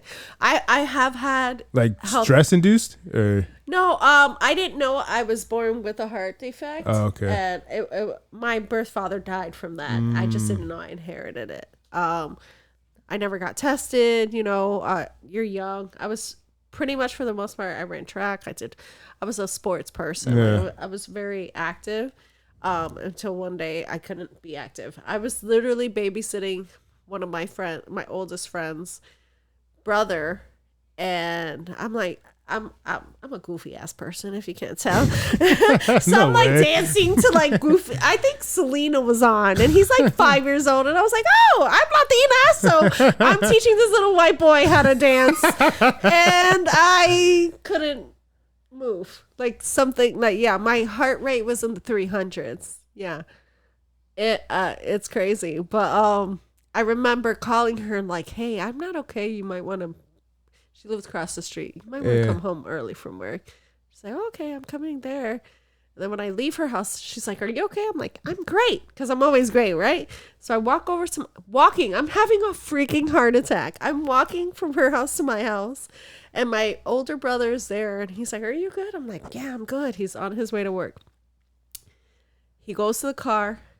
He forgets his keys. By the time he's back, I'm on the ground. And I'm not moving. Yeah.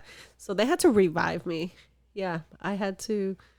Yeah, it's crazy. I was 17. Shit. Yeah, I had heart surgery at 18. I've never talked about this. It's just, I've just learned to live with it. But wow. Yeah. So like, I say, okay, those pains I'm really good with. Because internal pain is different then. But when it was my knee, I was like, I can't do this shit. So do you like take medication for that now? Wow. I'm good, That's though. fucking crazy. Yeah, but I was my my God. birth father died before he was 30. So back then, a lot of times it was just like, oh, well, she'd be lucky if she makes it to 30.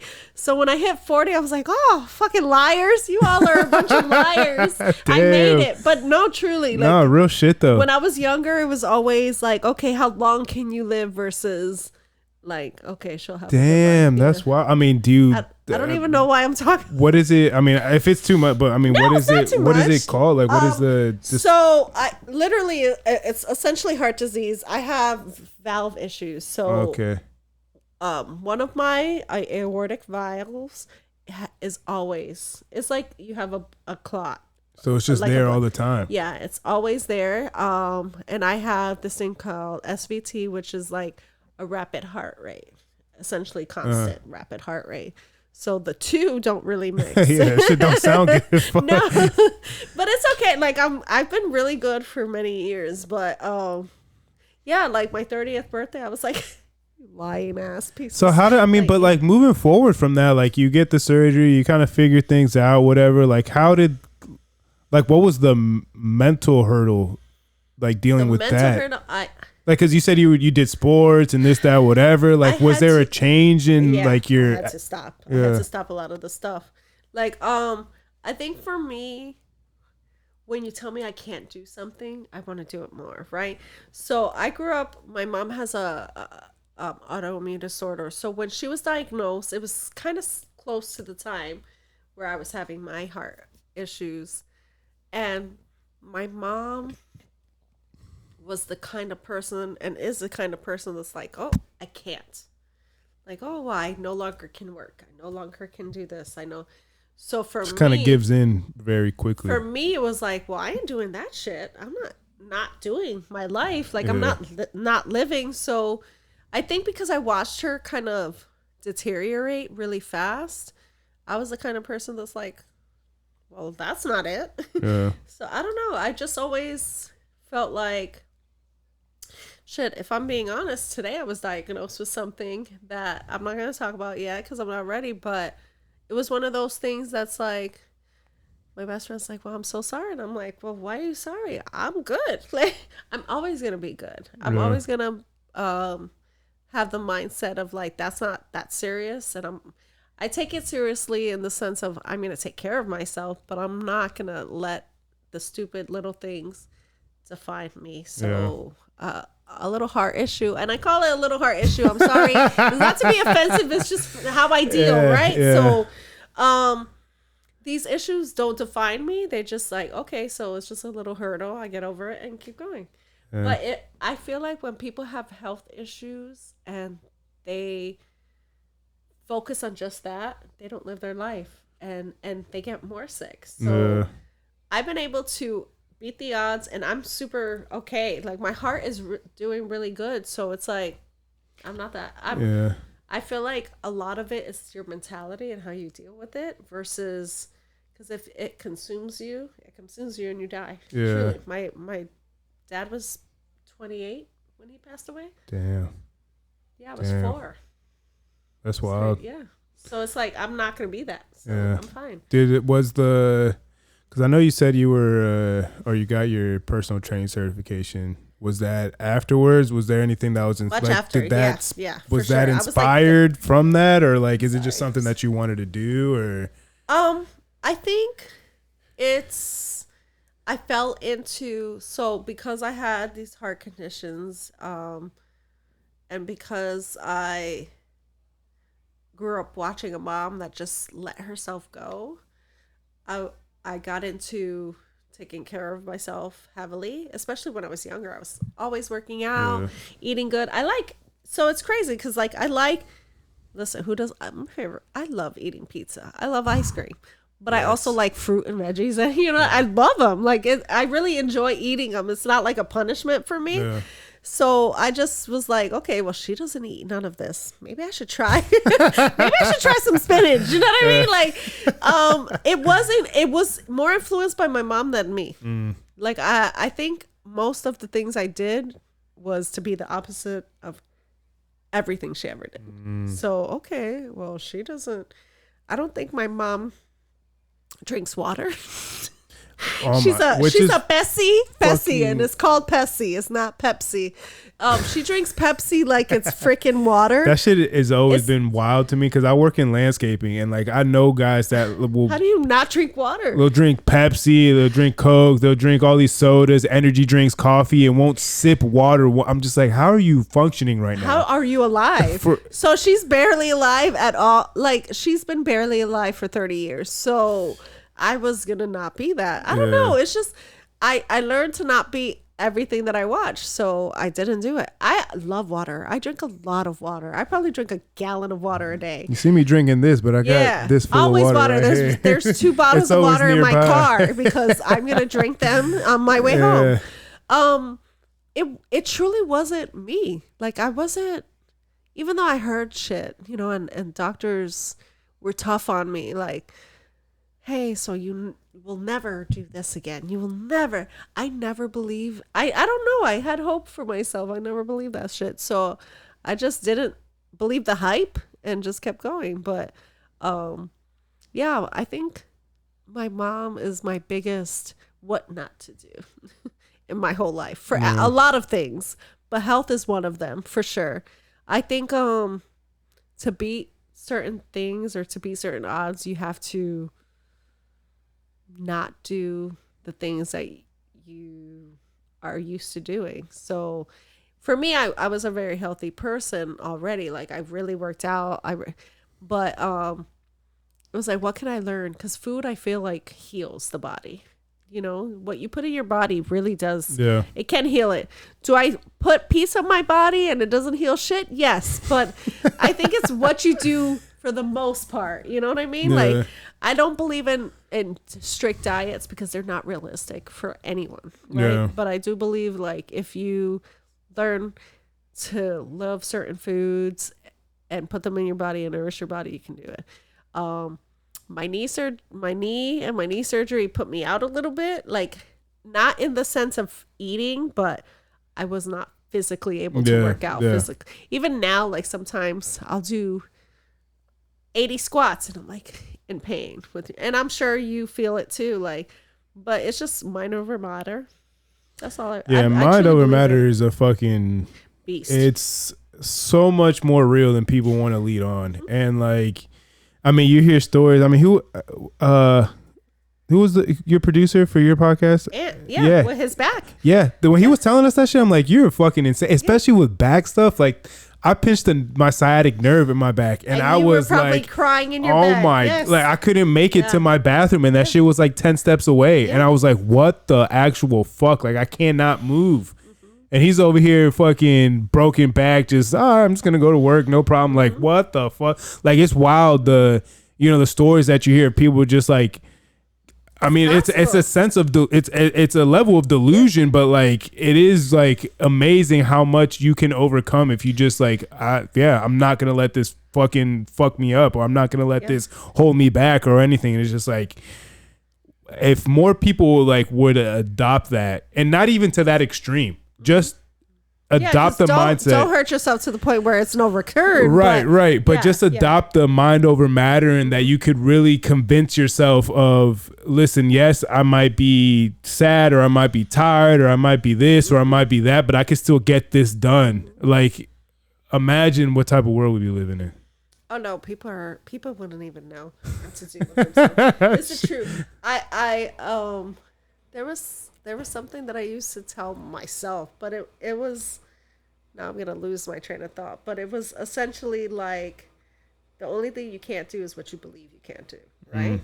So if you truly think that you're not able to walk from here to your bathroom, and you accept it, that's what it's going to be. Right? Fuck, I had accepted that shit because I was fucking. Sometimes you do have to listen to your body, because you can't break more stuff. You know what I mean? was fucked up. I'm like, oh my God, my back. So it's a balance too.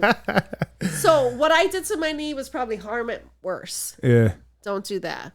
But well, I think that was just in a commercial too. I think it was like in a car commercial or a Nike commercial or whatever. It's always Nike, because Nike has some good commercials. But it said like, whether you believe you can do it or you can't do it, you're right. You're right. Yeah. I was like, true. Whoa, no, like really that's some real shit. Who said that? It was a philosopher that said that 100 years ago. But because I do like poetry, I like all that stuff. But it's really true. When my mom was diagnosed, she was diagnosed with rheumatoid arthritis, among other things. And it's an autoimmune disease. It really does essentially eat up your joints to the point where you can be deformed. And it causes blood issues. It causes all that stuff. But the immediate diagnosis, she was 36, which is pretty much half the age of the normal diagnosis for that.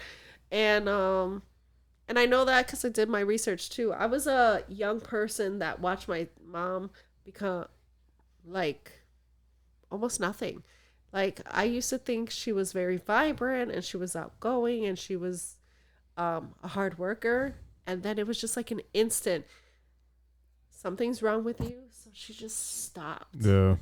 And so that's usually what fucks you up even more. But it was sad. I mean, my mom is not that old to be. She'll be 64 this month.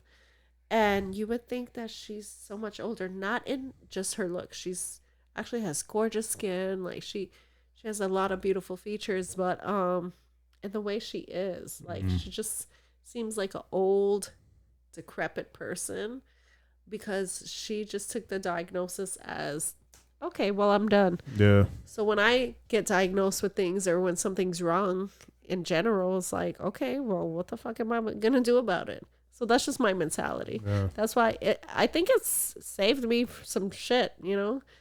My sister and her are very similar. So I sprained my ankle.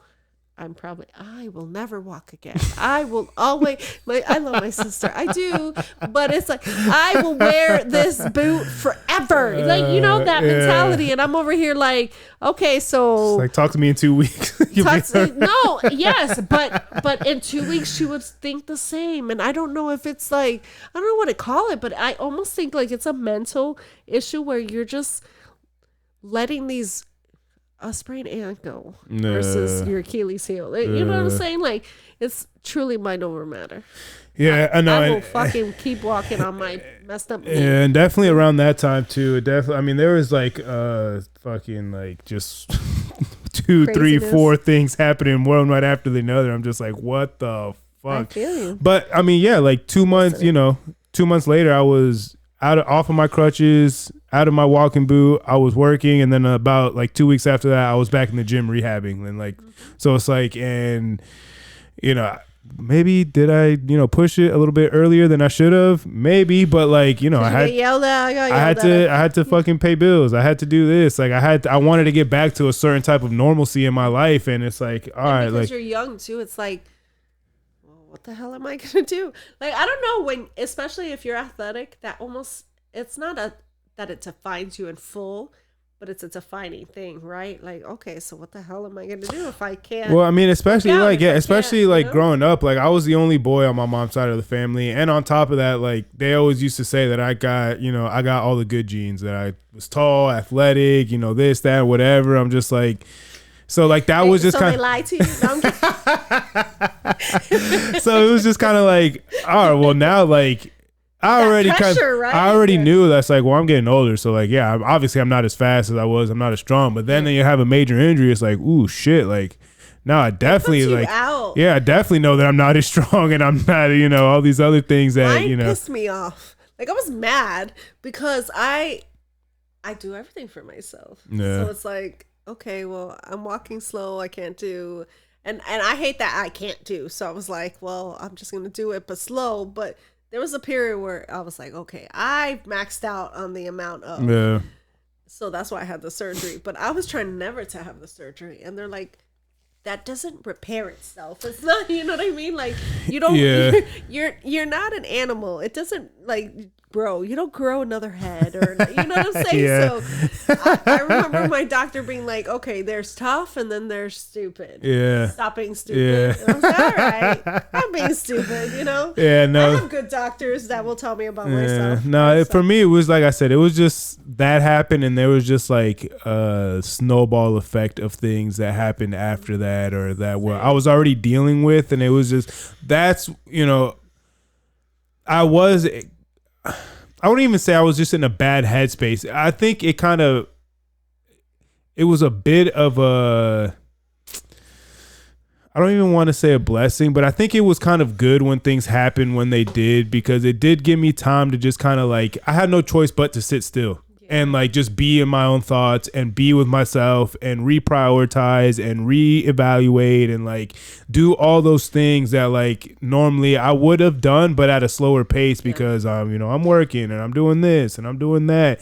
And that just really just gave me the time, just like, well, I have no choice but to sit here and heal slowly and recover and think about everything that's gone on up until this point, and whatever I was dealing with and all these other things. And looking back on it, it fucking sucked, but again, like I think the mind over matter and the way that you look at things, like I could have looked at it like, oh well, I'm not ever going to be able to do this, or I'm not going to be able to move the same way, or this, or whatever million different thoughts you could have. But I was just like, all right, well, this sucks. I'm in this shitty situation. It's not fun. It's not, whatever, but I could just be a fucking asshole and just be a dick to myself and just make it worse. Or I don't. I let myself feel what I need to feel, but also understand that, like, for whatever A, B, and C reason that I'm upset, I have, X, Y, and Z to be happy. And like, I have these things that I can lean on. I have these people that I can count on. And, I still have a bed that I could go. And it was a lot of just like kind of back to basics type shit. So I had the cancer, had surgery eventually. So that February, I, got my because you're never fully. So another thing with cancer, you're not cured of cancer. You're in remission. So that means like you always have these cells that live in you. Mm-hmm. So that February I was in remission, and that April I had my accident, and so it was like back to back things. But what I've learned not from that, but just in overall life, is that sometimes you need those moments because you're in that pruning season where, okay, you've maxed out on this version of yourself. It's time to level up. And I swear, I truly believe that. Like shedding your skin. Yeah, like, no, and thank God I think like that, because I'm like, okay, I didn't see these things as terrible things. I saw them as like, okay, well, why am I going through this shit? What am I not doing that I can do? Yeah. And that's literally how I took it, because if I didn't take it that way, the opposite would be like, well, fuck the world. Everything's against me. Like, why is this happening to me? Right. And I'm not a boo-hoo me person. Yeah. I mean, you're allowed to be. Everybody has their moments. Be who you're gonna be. But I think to your point, I'm just not. To your point, in that instance with me too, like I had seen people that I'm close with and things like that kind of take that approach. Like the world's out to get me. Like woe is me. And I'm someone that is like, this world is so big, like, and I'm not important enough that the world is out to fucking get me. Like, maybe, hopefully one day I get myself to that point where I'm that important. But even then, like, you're only as important as you make yourself, essentially. And I'm like, it's not that I don't, like, obviously I want to be healthy. I care about myself and things like that. But I don't have such a big ego that I think that my shit doesn't stink and I'm just the greatest thing ever. I'm big on no ego. I think a healthy amount of it is important. Just to be able to accomplish things and push yourself past certain limits. But I do think it needs to be in check. I think if anybody, you need to be able to check yourself and be able to be like, listen, like, yes, you can do this, and yes, you're capable of this, but also like chill the fuck out, like calm down. Like, I think so. Like, there's a difference between having confidence, having a big ego, and then like being super prideful. And I think pride is the reason why half the shit goes wrong in the world, because people are so prideful. That's why marriages break up. That's why people listen. No, I said that's why, because I could say it. Well, I mean, you dealt with it, but both of my parents have been divorced twice already. So I love them to death. Person for not getting married. I believe in love. I believe in marriage, but I do believe that it's got to make sense. Well, yeah. Also, that I think people are so obsessed with the idea of having a monogamous relationship that they're more obsessed with the idea of the relationship and not with what they're actually doing. So I feel like I'm guilty of that when it's tough for me because like I married the first man I've ever, everything, he was my first everything. Wow. Everything. And I was with him 24 plus years. Like it's crazy when you think about it. When I think about it. But at the same time, I don't think I would change that because I'm a person that I've never was boy crazy. I never was like obsessed with having, it just came to me and it happened. But I think, we're pushed, especially in the Latin culture. I can't speak for every other culture. But like we're pushed. I don't know if men are as much as women to be a wife. Like you grow, like I grew up weird. So my mom was more like a woman that's like, you don't become what you dream of. You marry what you dream of. And it's crazy because she was very pushy when it came to my ex. And my ex was years older than me. It should have been like, bitch, what are you doing? Do not date that person. But my mom pushed for it because it was like stable and he can take care of you. Had I not been pushed, maybe I wouldn't have dated him because he was older than me. And I just wasn't that girl that needed a man. Like I was 14 when I dated him. Shit. 14. He was 19. Like exactly. No. Thinking back, he was a very good person to me. Yeah. Like I wasn't pushed to do anything sexual. It wasn't that. But I feel like I wasn't protected either. Like my mom should have been against it, but wasn't. So it's weird. Like we're pushed to be the wife and the mother and the this, but I was never pushed to be a good woman. Like my own self-worth, like that came from me, but I wasn't pushed for that shit. It's weird how like I'm for marriage, but only if it makes genuine sense. No, I mean, you know what I'm saying? No, like, I definitely again, like in seeing my parents both go through 2 divorces. My dad's on his 3rd wife and things like, yeah, no, I've already like, if I get married, that's it. And if it doesn't work, that is it. Like I gave it a try, I gave it a solid go, like whatever. I'm more so like, I think having kids is more important. Not I think. To me, it is more important than actually getting married. Who you have kids with. So I don't regret who I had kids with, even though it was very... I had kids with my husband. So even though it was very one-sided for a long time, I think he's a good enough man that I know if I'm not in the picture, he's going to be there. Like, I know that hands down. I think you really should pay attention with who you have kids with. Because people will go all... It's weird how people think it's the opposite. Oh, I'm not married to that person, so I'm not dedicated. No, but you have 3 kids with that person. You're dedicated. You should be way more dedicated. For like, isn't that stupid though, right? Like, because people are like, she's just my baby mama. Just? It's like, what? Like, are you serious? That's like, part of you. Yeah, like you put all your jeans in her basket, and now you got now you duplicated the basket. It's like that's way more important in my eyes. Yeah, to me, it is a much bigger commitment, but I feel like it's a lot more.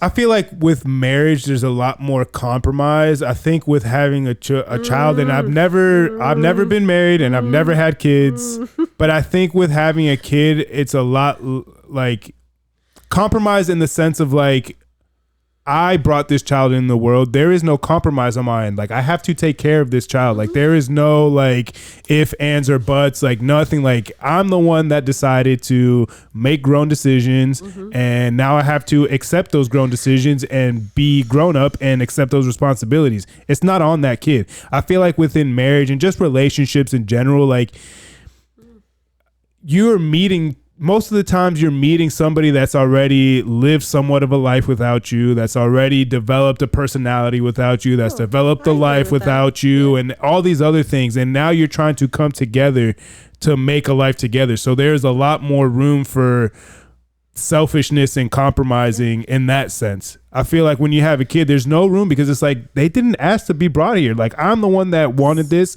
so I'm bringing them into this world. Now that is solely my responsibility. And again, like this is somebody who's speaking who's never been married and never had kids. I will tell you, like, I don't disagree. I just think nobody thinks like that.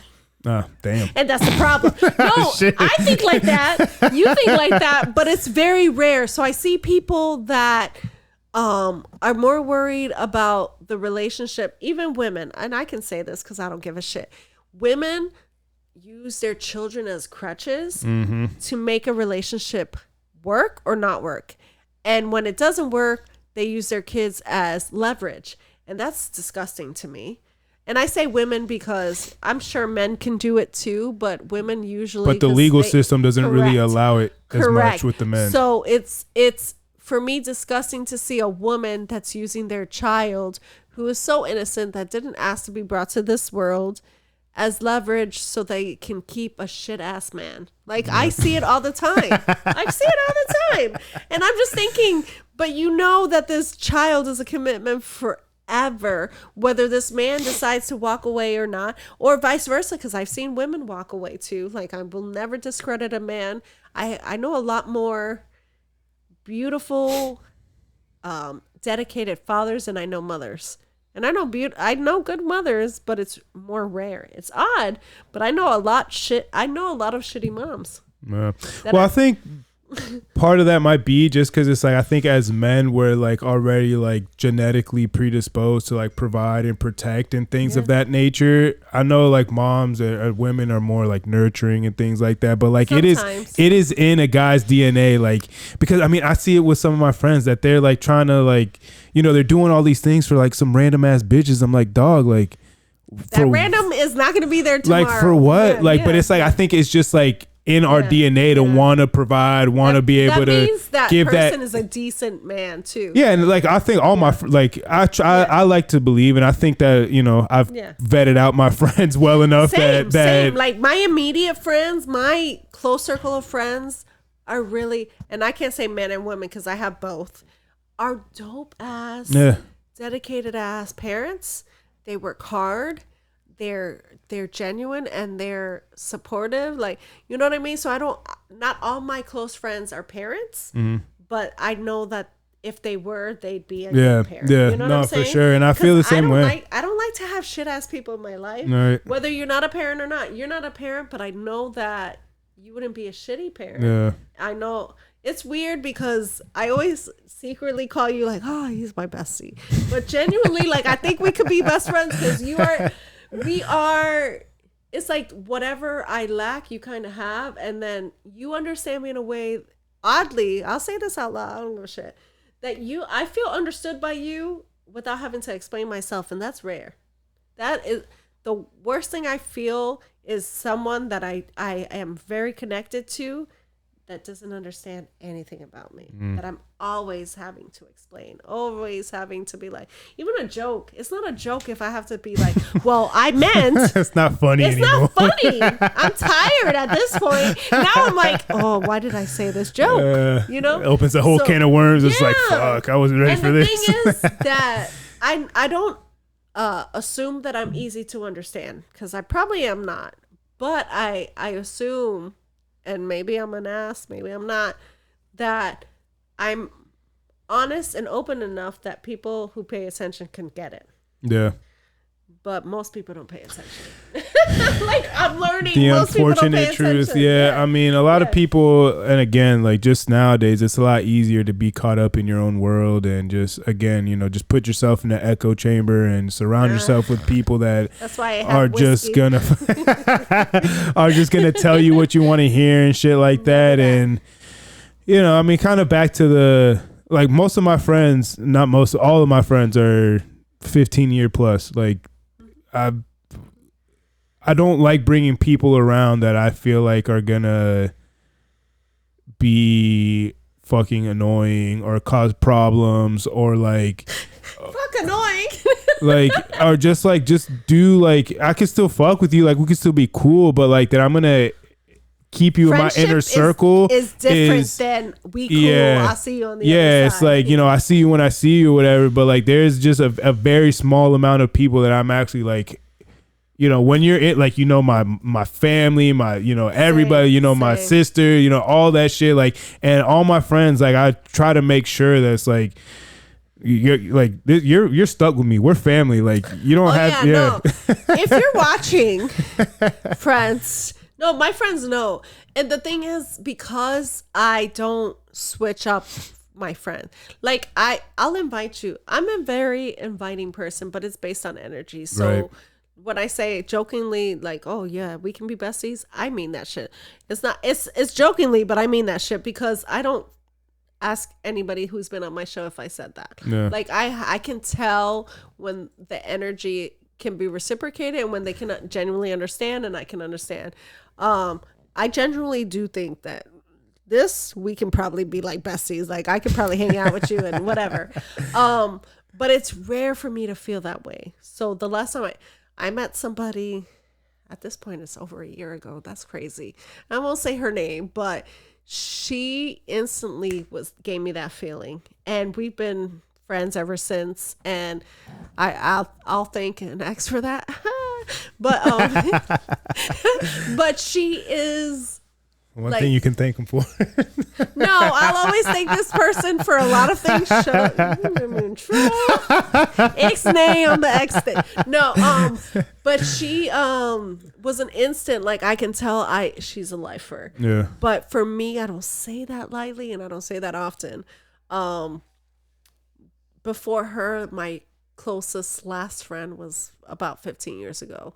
And then everybody since then, it's about 25, 30 years. My best friend is 26 years, 27 years at this point. It's just one of those things that if I say I'm your friend, I mean that shit. Yeah. I don't say friend. I will not. Because back in the day when I was 15, 16, everybody was my friend until they were. I feel like you don't know any better too.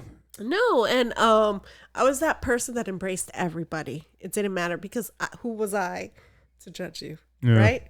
Now I'm judging And I say that.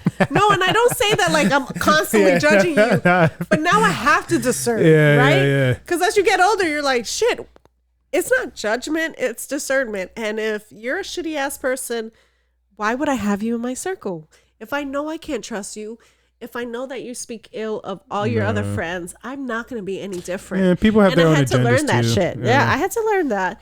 But at 18, every single person I met was a friend. No, that changed quickly. I was like 20 years old when I was like, this isn't working. No, because you get your heart broken. Like I'm a person I'm really intense. When I love with my whole body. Like I love you. I don't care if I stop breathing as long as I made you continue to breathe. Like I'm that friend. Like I am, without a doubt. Like if I have to kill for you, like I'll say it. I don't care. I will protect anybody. Like where we got to bury this body. Yeah, no questions, motherfucker. Like no questions asked. Somebody was like, "Yo, I'm about to kill him." It's like, all right, well, sorry guys, I'm on national TV because this is national in my eyes. I'm like, what we doing? Let me Your know. shovel or mine? Like, you know what I'm saying? Like that's how I feel. And I'm like that. Like my best friend we have gone out to places, and I'm not a real big partier, but if we're going out, it's because I want to be there and because I'm going to help protect you, right? That's how I see myself, as like a protector. And I remember going out and there was this girl that was like intentionally spilling drinks on my friend. Damn. Because this fish is out there. That's why I don't really do that. Like I like lounges. I like music. So I prefer to do, listen, let's have a house party. Way more. So we can play whatever the fuck I want to play. Like, and shit, can we play games? Like, can we play Uno? Are we playing Trouble? Like, stuff like that is way more my vibe. But hey, she's more of an out girl, so let's go out. But this girl was like, just generally on purpose, spilling her. My friend was like drenched. And she's like a really petite, short girl. So it's like, yeah, I was about to say, she didn't do nothing. Goddamn. She did and I did. Like, I'm that person because the thing is that I know what it's like to feel like people attack you. Mine was more in my home. Like, I didn't really have like bullying situations. I always been able to protect myself, and people were generally not that unkind to me growing up. But I've seen it, right? So I've seen it at home. I've seen it. So like, no, you ain't gonna bully my friend. So yeah, I handle that quickly. It's funny because nobody sees me as that person that would handle it until they know me. I'm one of those people. I never started a fight. I never got in fights for my own personal.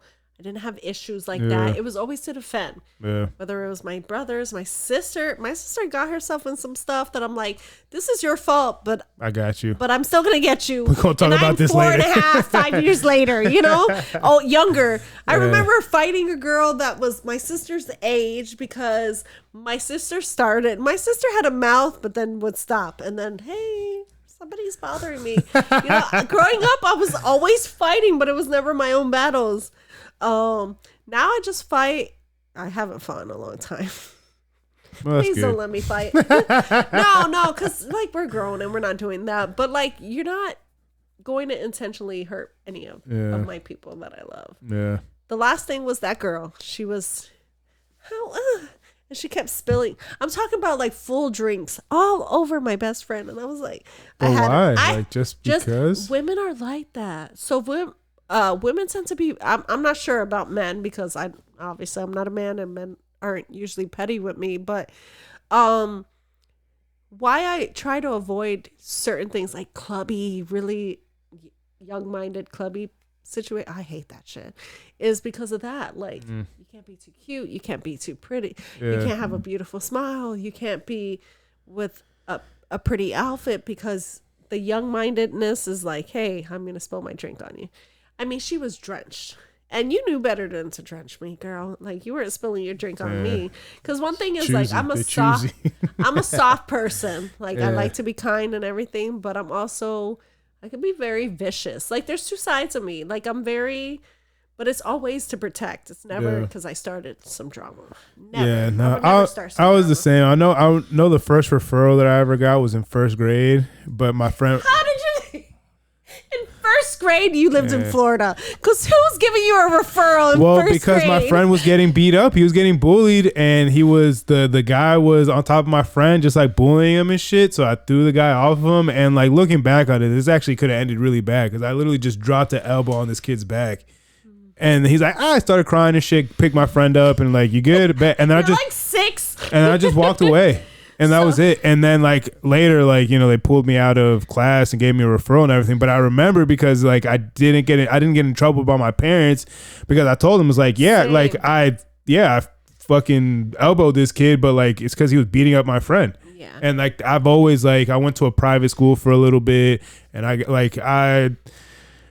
was friends with like the nerds or whatever because like I've been friends with everybody. The like more popular kids were kids of like the administrators and teachers and they were very snobby and this and that just shit. You went to private school. Yeah, that shit. I only went for 2 years, but that shit I just never really vibed with that shit. And they thought they could just pick up my friends or whatever. But like I was a big kid. I'm like, all right, well we're not gonna do this. And then when they would start like talking shit and picking on me, I'm like, all right, well, I'm not fucking scared to get punched in the face. Like, are you? Because we're about to start fighting. So I used to fight boys a lot because oh my gosh, you're getting too much of me. So growing up, you know, I had an older brother who we were the closest in age, just like a couple years apart. But then my younger brother was much younger than I was, and I was like the mama bear for him. But like a lot of times, like my little brother would get picked on by much older kids. You getting stomped if you mess with my little brother. Like he was like my child. Like I swear to this day I lost a child when I lost my little brother because you couldn't do nothing to my little brother. And most of these kids were probably older than I was, but he would get stomped. I remember like stomping a kid's face. Like you are not, because he tried to kick my brother in the face. My brother's 7. You're 15, 16. Like, what are you doing even touching my brother? You know, like that mentality is crazy to me. But never did my first actual physical fight, I think I was like 11. And this little girl, and I will say she was Mexican only because it doesn't usually matter. But in this instance, it mattered because that's why they were being abusive towards her. And I was on the school bus and this other girl who was, I say little, but she was in 8th grade when we're in 6th grade, flicked her in the face. Spick, get out of here, is what she told her. And I don't know, at that point I was already here for a couple years and I had heard all the Hispanic slang, all the things that you can tell us that we were when we weren't. Yeah. So that moment when she flicked her in the face and I was sitting right next to her, like fueled something in me. And I just grabbed her by the hair, and I remember that could have ended with like someone's life being gone because I lost it, and I just kept hitting her against the window of the bus. Like I'd lost my mind. But it was like this little girl I was always like, so I'm not super tall. I'm 5'3", but I've been 5'3" from the time I was like 7 or 8. So you were taller than everybody. So I was always really tall back then. Yeah. And so she was like barely 4 foot something tall, and this girl was bigger, and I was just like, why do that? So it just like enraged me. Like, why are you? Of course you're picking on this girl who can't help herself. So I was gonna help her, but yeah, it got me really in trouble. No way. That was the most trouble I've ever gotten. You don't say. No, you don't say. And then like weeks later, she's like comes for her revenge, and I wasn't paying attention, and she probably beat me up because I didn't even know she was coming for me, but because she was very pissed that I cut her face open with the window. Who would have thought? You're so sweet. And I am. So I will not hurt. The thing is, I won't start a fight. Yeah. I'm not a bully, shit, but I lost it. It was like weeks of this girl calling her a spick and talking stuff about all Hispanic women and all this. And that little girl, it was just like the look on her face when she got flicked in the face. Like, I don't know. I'll never forget.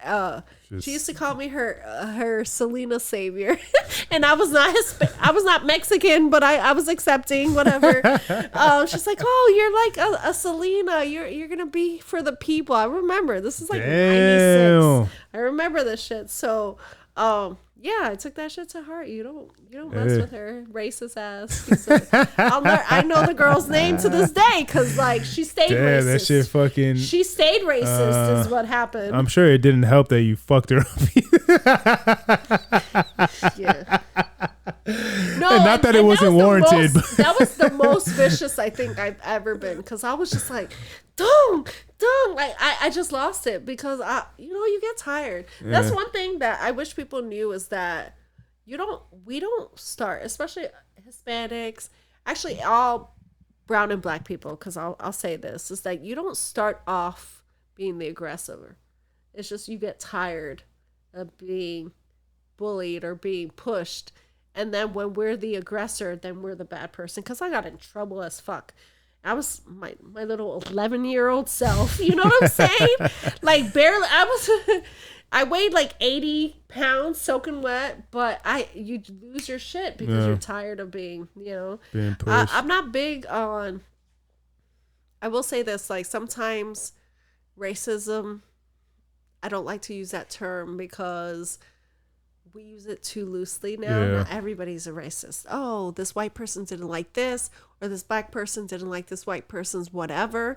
And it's probably unpopular opinion, but we use it so loosely. Not everybody's a racist because it's oversaturated. It's somebody like just because this black person got mad at me doesn't mean that they're racist. Yeah. Truly, I'm not gonna push that racist card.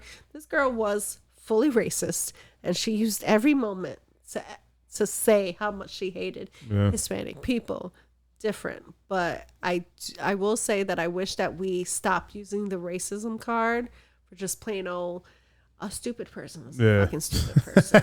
An ignorant person is an ignorant person. Yeah. That doesn't always make them a racist. Whether you're black, brown, Puerto Rican, green, I don't know, Irish, I don't know, whatever you are.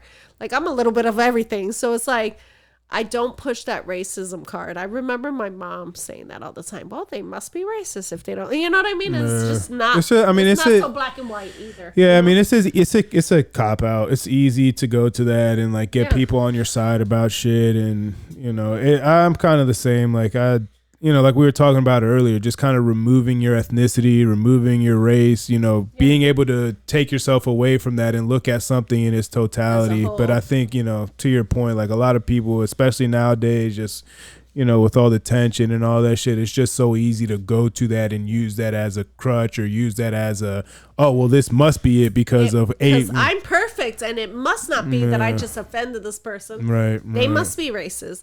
Yeah. And we got to hold ourselves a little more accountable because I will say even in our own community, there's a lot of colorism and racism. For sure. I wouldn't say racism. I would say prejudice.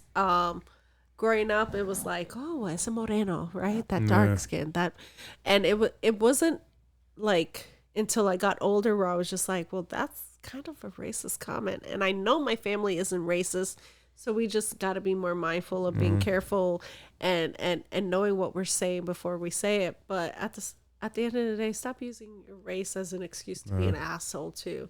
Yeah, I mean, I just don't really care. Like, I get dark and like, Oh, I can get really dark skinned. Yeah, because, someone like, especially like, because I work in landscaping, I worked in construction, so like, there's a lot of different stereotype behind that even. But there and people will call me moreno or whatever, and it's like, well, I'm dark skin, I'm brown, so like it makes sense. Like it's not offensive.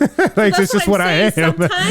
Sometimes black and white is not green, it's not purple, it's just black and white. But also being aware that not everything is black and white, and that the shades of gray are okay, and that it's not that serious. We're taking racism so. I mean, it's a serious topic, so I don't want to take it's not because I've genuinely experienced it and it sucks. But at the same time, not everything is that. Yeah, not everything is color based or no. Some people don't even think I'm Hispanic, and when they say things or when they don't like me sometimes it's just because they don't like me, and that's Right. fucking okay. Yeah. I mean, it sucks for them because, like, fuck, you know what I mean? You're losing out, but at the same shit. time, it's okay, you know? One last thing before, I know I've been we've been jabbering. going. Hey, it's been steady, good conversation. The one question that you wanted to ask: what is your biggest pet peeve? Make sure we get that in there. So it's changed. So like right now I'm at not clarifying miscommunication. So let's say I say something and you took it wrong, or maybe you just misunderstood what I said. Instead of asking for that clarification, you just run with whatever you thought I said. You know, whether it's right or wrong, right? You just ran with it. And I'm one of those people that if I say something that hits you the wrong way or rubs you the wrong way, however you want to say it, and you didn't clarify it with me, and you just run with it, and I didn't even mean for it to be what you think it was, and you don't clarify it, then that's your problem. Like it because I'm experiencing it a lot lately. I just feel like know me well enough to know what I meant. And if you don't, ask a question. A lot of people think it's dumb to ask the question, or like, hey, can you clarify that? Or, hey, I took it as this. Open communication is huge for me. So people who lack that, I'm not for you. I think it's dumb to assume. It makes you look even dumber because then you get mad at nothing, essentially. So, I think I mentioned this before we were recording, but like, yeah, in the last few weeks, maybe even months especially, it's like, I can say something, and a lot of times when people view it a certain way is because they're viewing it from their own pain, their own insecurity, or their own trauma. That's fine if you viewed it as that, but that doesn't mean that's how I meant it. Right. So I just wish that people were okay with having more communication instead of having assumptions. Right. Yeah, just because it makes sense in your head doesn't mean it's right. And doesn't mean it makes sense ever. Like, even Real for me, shit, though. that's the truth. Like, if I think something in my head and I'm just like, shit, and I'm viewing it from my past trauma, like my mom and my stepdad were so abusive, so therefore everybody is that if they're this, or if they say certain words. Like, that's just corny to just assume things. And I think people lack communication. We're on podcasts, so we talk, we communicate. We've learned to communicate with people that may not be our cup of tea, right? Yeah. I'm not for everyone. I say that openly. If you meet me, whether you're a friend, whether you're trying to date me, whether you're trying to, whatever it is that you're trying to do, I'm a very blunt person. So like what you see is usually what you get. And if you get to know me better, then you see more. And that is usually a good thing. Right. But if you're not willing to communicate properly with me or being open with me, I don't read minds. I wish I mean, shit. Listen, Cleo, I want a 900 number. I want all that, but I'm Look not into your that. crystal ball. Yeah, like I'm not that, but I'm always willing to hear you out. Yeah. So if you don't communicate and you are butthurt, it's your fault. With me, I know it's your fault. But it's been a pet peeve of mine lately because I'm like, I'll say something, I'll be friends with someone, we're having a good time, and then they're butthurt about something that I don't even know. Yeah. Like I'm like, what the hell is wrong with this person? I'm willing to apologize. I'm willing to acknowledge if I hurt your feelings, but I'm not willing to accept your delusion. So like, if you just thought up this whole drama in your head and I have no idea, how can I fix something I don't know? Sounds like a you problem. You and only you. Like I truly, and I'm okay with saying that. Before I would internalize it and be like, what did I do? And no, I'm 40 now. I'm okay with saying you fucked up. Yeah. You fucked up because you just assumed. Yeah. I'm willing to, if you say, hey, you hurt me or something happened, I assumed this, but what did you mean? And I'll tell you, and it clarifies everything. Most times you're wrong. Most times I didn't mean that. And most times it's just something that you went through that you're just assuming I am. Another thing that's a pet peeve of mine is that I truly hate when people date or when people are are like on the prowl for a new relationship and they haven't even gotten over their ex. Isn't that annoying? In general, I hear about it's not necessarily a personal thing that I went through, but it's like something I constantly like, oh, well, they're still talking to me about their ex and like their ex did this to them and their ex did this and this and this and this. And they're trying to have a new relationship with someone that they're not ready for. Yeah, I mean. Get over it. First, get over it. And if you're not over it, that's fine. But go heal. Yeah. Yeah, that can. And dirty ass people. Like hygiene? Hygiene and also like grimy ass, like doing people dirty type shit. I just can't. Grimy ass person. Yeah. You're not my friend. And I'll be like, oh, we're cool. Honey, girl, you was wrong. And I don't even know if I can be your friend anymore. Damn. And I say that because at this point, like, and I don't know if you're there, but aren't you, like, don't you get tired of, like, listening to people that are never willing to help themselves in those situations? Oh, yeah. No, that shit gets annoying. But I'll tell them, just like, listen. Yeah, like, but they don't like it. Yeah, and it's like, well. Sucks for you. Sorry, like, I don't like that you can't accept responsibility for your shit. Like, but here we are. Accountability is sexy as fuck. Like, if someone's accountable, I don't care because we all mess up as humans, right? But if you're like, yo, I messed up, I'm sorry. Right. I mean, it's surprising how, like, it's, you know, one thing that I've always, it's like, listen, just, and I'll tell my friends this or whoever, it's like, just be honest. Mm-hmm. Just be honest. Like, because then, they're going to be mad at you regardless. So wouldn't you rather just them be mad at you and you were telling the truth and they're the one, like, they have no reason to be mad instead of you lying to them and then they have the reason to be mad and then that's on your head because you're trying to put on this front and, you know, it goes into, it's a snowball effect. It's like, just be honest and you'd be surprised how things work out for you if you're just honest. You just, like you said, be accountable. I fucked up here, or this is what I'm looking for, or this is what I want, or this is what I don't want. And you'd be surprised the way that people will just come in and out of your life the way you need them to. Mm-hmm. Just be fucking honest. But people can't fucking grasp that for whatever reason. And, you know, again, that's a fucking them problem, not a me problem. So Hangover Podcast and Aspire Podcast would like you to know that accountability is sexy as fuck. Get your shit together. Bye, Al. Shit. This was a good one. This was almost close to the last pod. I've been fucking on a roll doing 2-hour podcasts like it's not a thing. Listen. Yeah, look, it's right here. Holy vagina. 2 hours and 16, almost 2 hours and 17 minutes doing the damn thing. Professional talkers. But yeah, this was what? Wow. 237. Is that what I said in the beginning? 237? 237. This episode 237 of the No Hangover. 237. Yeah, I've been doing it for a while. Yeah. I don't number my podcast. Well, I go through seasons and then, hey, episode 10. I usually do 10 to 12 episodes and then I have events and those don't count against my podcast episodes, but they're just like special events. Yeah. Well, we've numbered them. I'm proud of you. And then there's like at least like 20 of them that were like either special episodes or like reviews or something along. So, well, you know, I'm getting close to. I want you back on because I have an idea. I'm not putting this out there, but I have behind the scenes. Talk behind the scenes. But no, I have an idea for something that would be cool. But yeah. Word. I appreciate you. No, I appreciate you for coming, you know, spending time and talking and taking time out of your day to get on the podcast.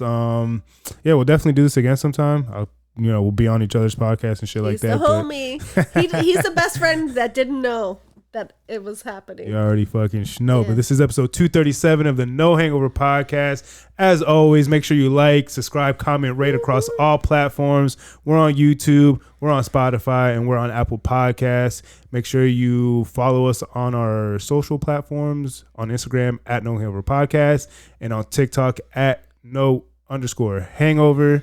Like all the reels, comment on everything, watch, and I highly encourage to watch the podcast in their entireties.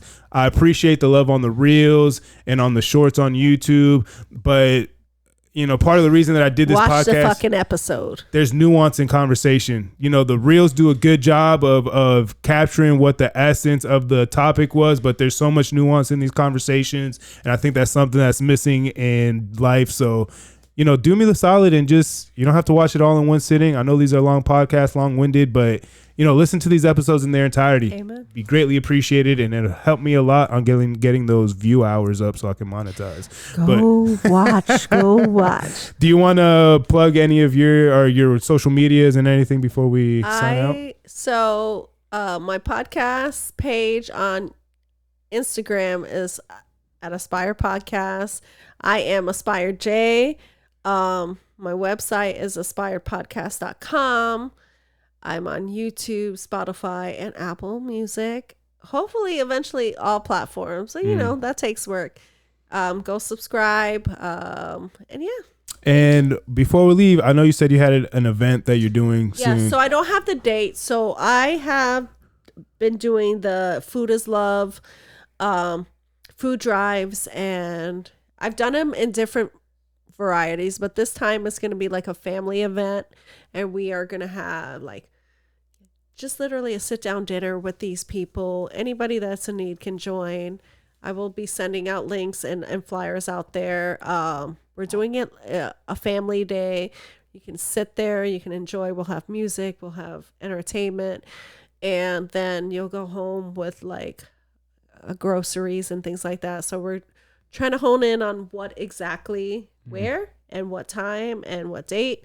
But I've done them yearly on a big scale. This time it's going to be bigger and grander, and I've gotten some big support. I just had a meeting today before having this. So because I had some shit parents, or I would say not parents, but stepdad and mom, food was their crutch. So if they could keep food from you, they did, as a way to control. I was a little girl that was like, yo, I went hungry. So I don't believe that anybody should go hungry. So it's really close to my heart, and hopefully it will be like a beautiful event like it is literally yearly. Word. So well, keep me updated on that, because I'll definitely like to be a part of that and help you out however I can. So listen, it's important. It's literally, I think more important than the podcast to me is to know that I did something greater than myself, and food is the minimal thing. But this year I want it to feel like we're all a big family and we're having a good time. So that's the goal. And in the next 2 months, it will be happening, without a doubt. Actually, in the next 6 weeks. So, so keep an eye out for that. Any updates, anything like that, keep an eye out for that. Make sure you go follow her podcast. Make sure you go listen. Check out our old episode and check out this episode.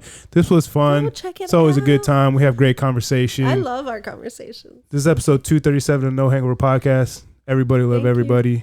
Deuces. Bye.